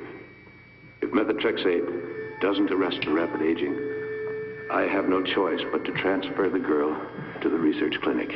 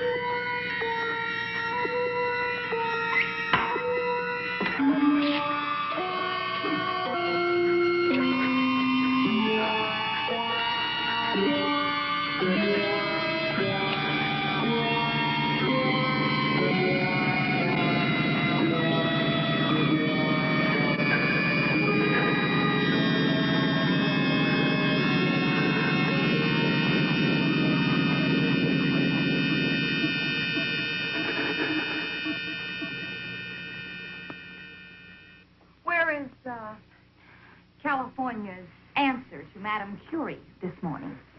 Martha, you go through life as if you were constantly sucking on a lemon. Well, then I'll have to learn to sip nectar in the future. 2 impressive degrees. And she's how old? 25. Brilliant, obviously. Let's see, Nicole was 30 before she got hers, wasn't she? Martha, this is your home. You belong here. And now Victoria belongs here. It's a whole new life for all of us. Why not become a part of it?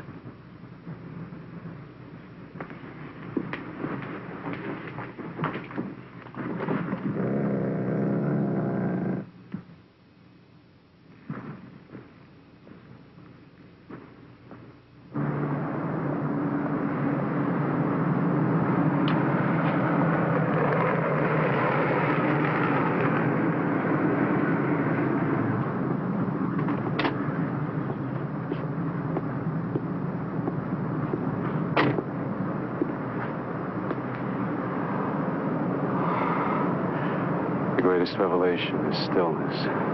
Lao Tse, 12th century? I don't know one person in 1,000 who would know the author of that. And I don't know anyone who's ever quoted it. Well, it could be perfectly matched. Perhaps.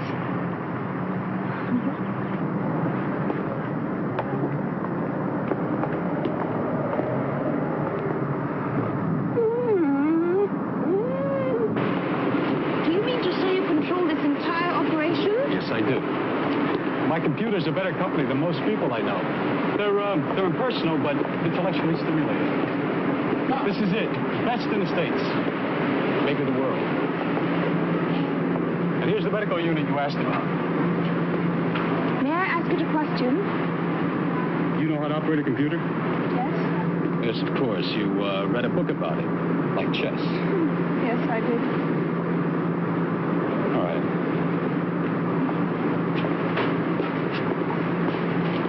Type out the pertinent background data here, and then the question.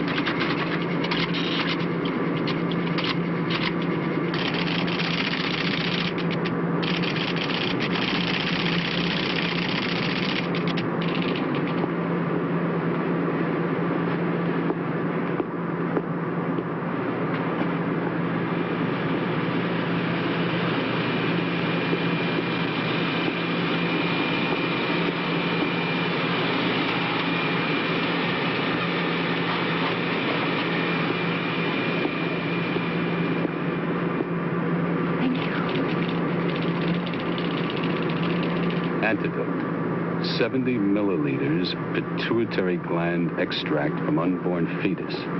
5 to 6 months development. Was the question as enigmatic as the answer?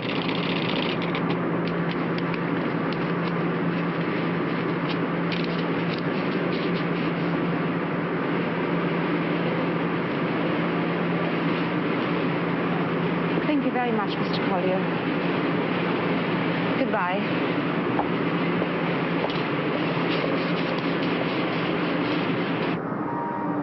6 months fetus has a chance for life on its own. To experiment, fail at that stage would be murder. Will you sing me? Will you sing me?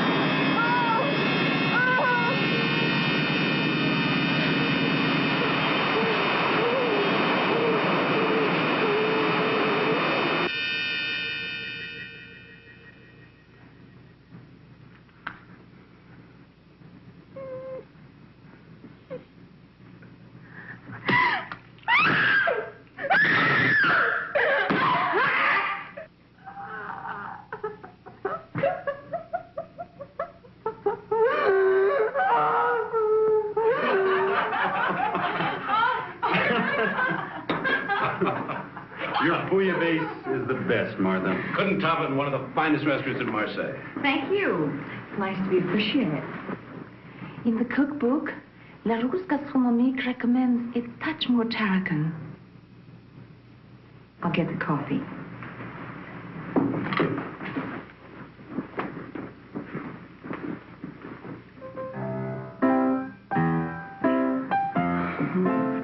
What did your baby do?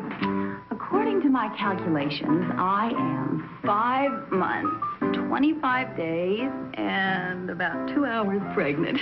So that would make it due August 7th. August 5th. Paul mentioned that you and Gordon are going out of town next week? To Seattle. Gordon is beating the bushes again for university money. I'm going to tag along with him. If Dr. Canlin will let me. He's a terrific gynecologist, but he has zero sense of adventure. He thinks that planes and pregnant ladies don't mix. Dr. Canlin. Yes. I understand he's very good.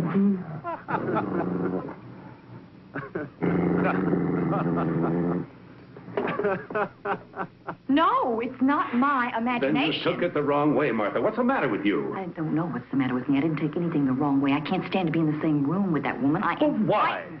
She frightens me, Paul. I don't see why. For heaven's sake, she's been nothing but nice to you. You've chosen not to be nice to her. I have checked, Paul. Your precious Victoria isn't any research assistant. She never went to the University of Colorado. Just who is she? I'd like to know where she came from. She's as qualified as I am. This has been my home for 15 years, but that's it. I'm not going to stay in this house with her any longer. You got to choose, Paul, between your assistant and me. And at 8 o'clock in the morning, I am leaving for Minneapolis.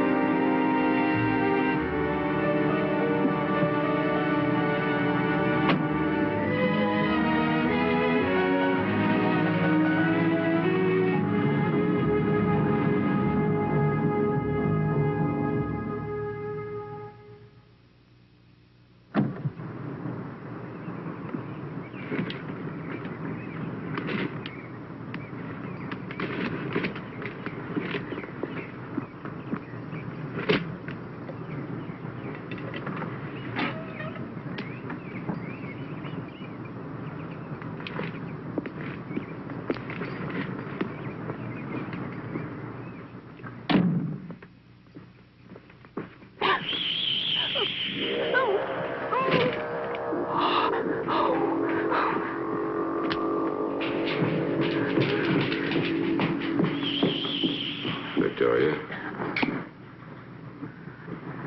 Paul, what is it? It's Martha. She's dead.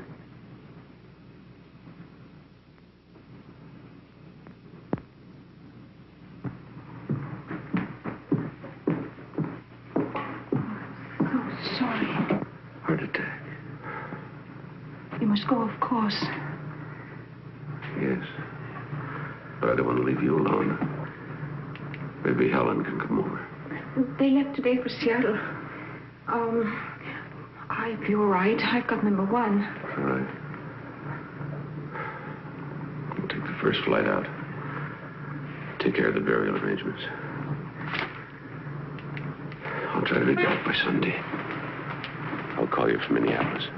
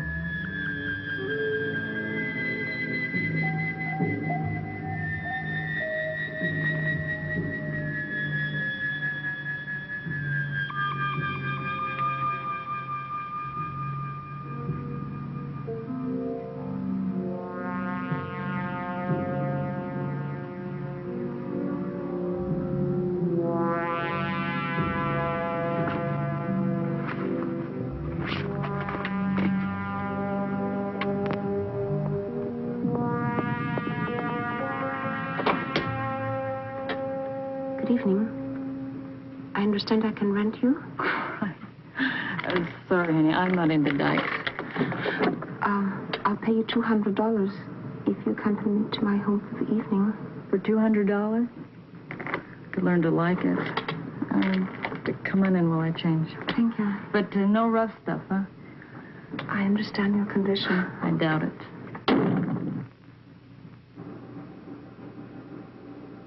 What do you mean it wasn't natural causes? Dr. Holliston, was your sister-in-law subject to extreme hypertension? Well, she was tense, yes, but nothing medically serious. She took sleeping pills from time to time. No reason for her to self-administer any other drug? In God's name, get to the point. What killed her? We found a massive dose of what we think is 5-hydroxydopamine in her heart muscle. Now, it's experimental. We don't know too much about it, but the drug seems to have a cumulative effect. It doesn't dissipate, causing cardiac arrest. Dr. Holliston, just a minute. There are forms to be filled out. This may be a homicide.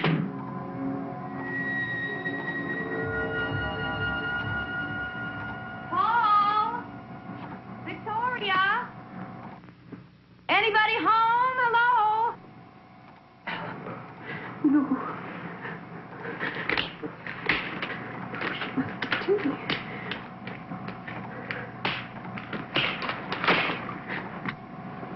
Anybody home?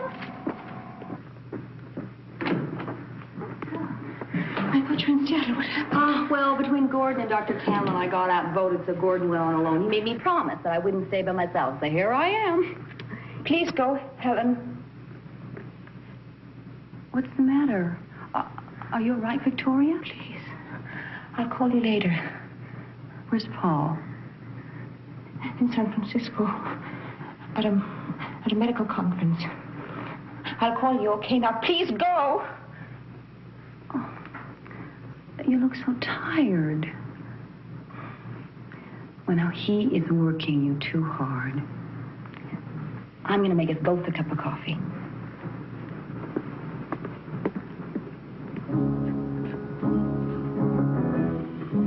Wait. I'll do it. I'm sorry about earlier.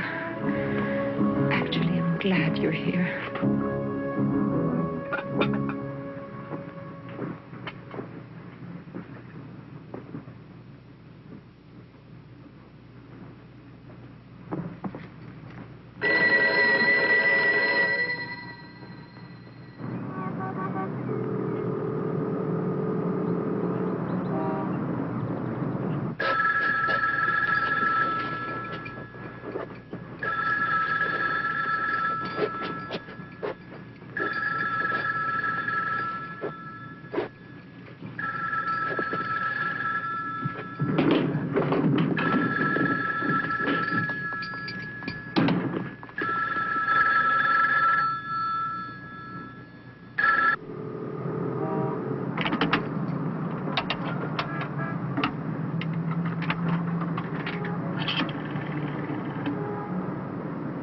Hello, operator.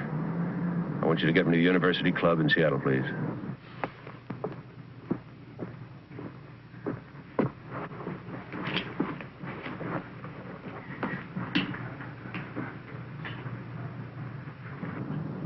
Gordon. Dad. I want you and Helen to sit down. Your Aunt Martha... What? Well, what do you mean? Where is she? Oh, my God. Don't ask any questions. Just catch the first plane home.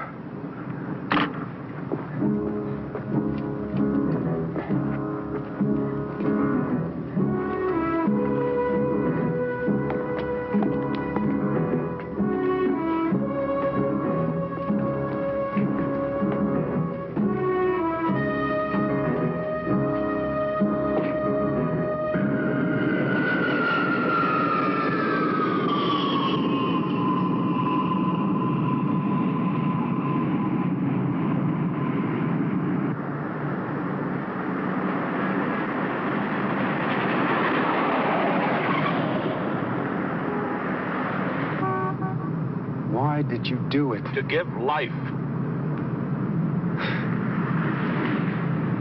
Thank God.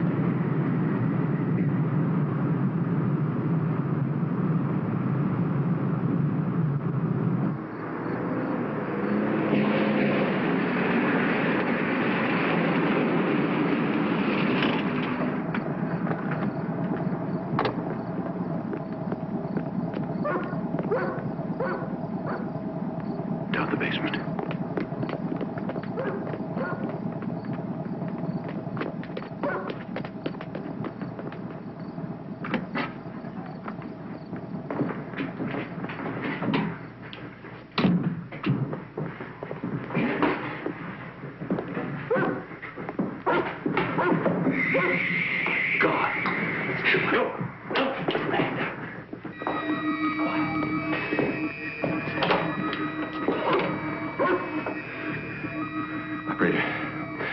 is Dr. Paul Holliston. Would you send an emergency ambulance and an attending doctor to 48 Claremont Road immediately, please? Yes, please, immediately. 48 Claremont Road.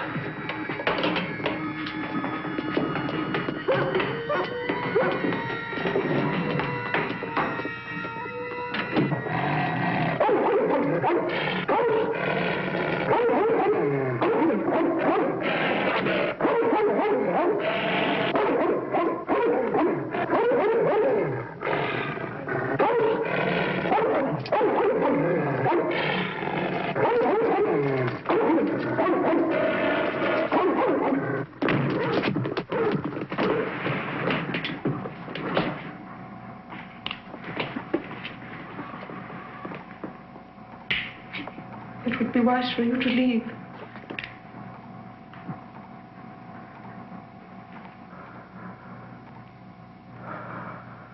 I don't want to kill her.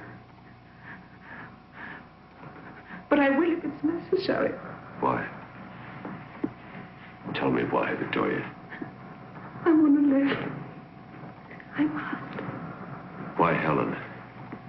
Why the baby? They want to live too. Helen can have more babies.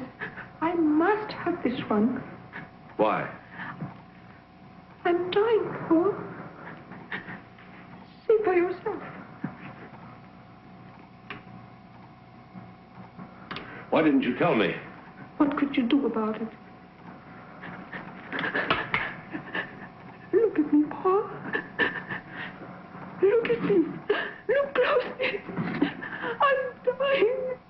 There was a flaw in your creation, and you thought you had corrected it.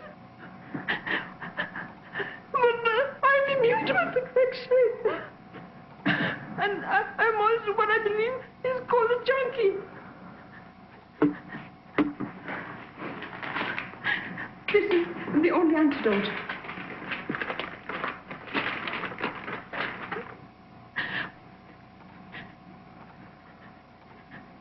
Pituitary gland extra. From Helen's baby?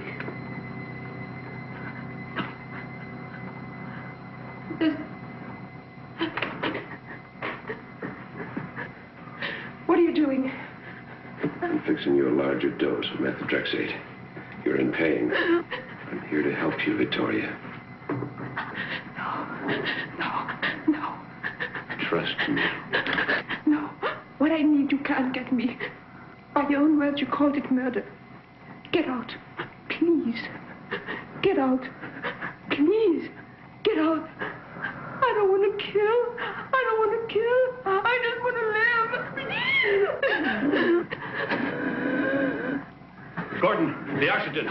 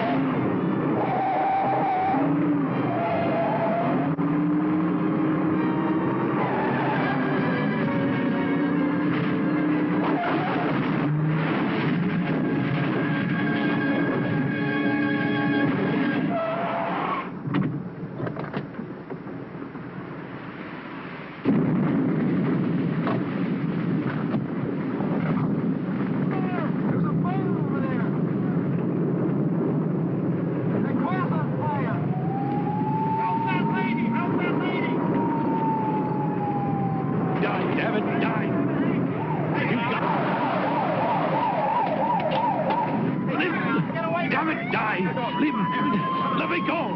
What are you doing? Request ambulance. Echo Park, Wendell Boulevard side.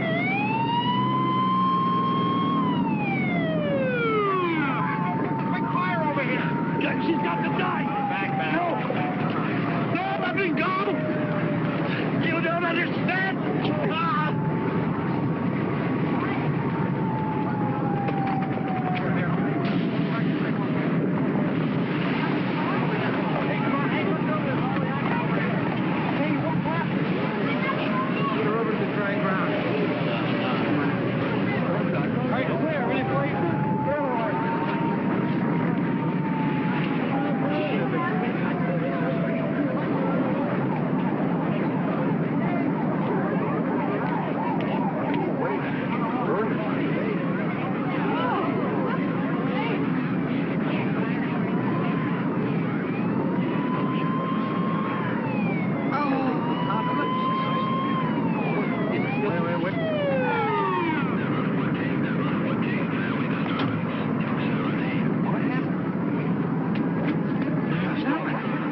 Stay back. Give room to work, please.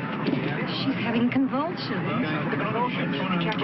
It isn't convulsions. She's having a baby. No, it can't be. It can't. It can't happen. Die. God damn you, die. Both of you. It's your baby. It's your baby. Your baby, too. Look at him. Better get it. Going.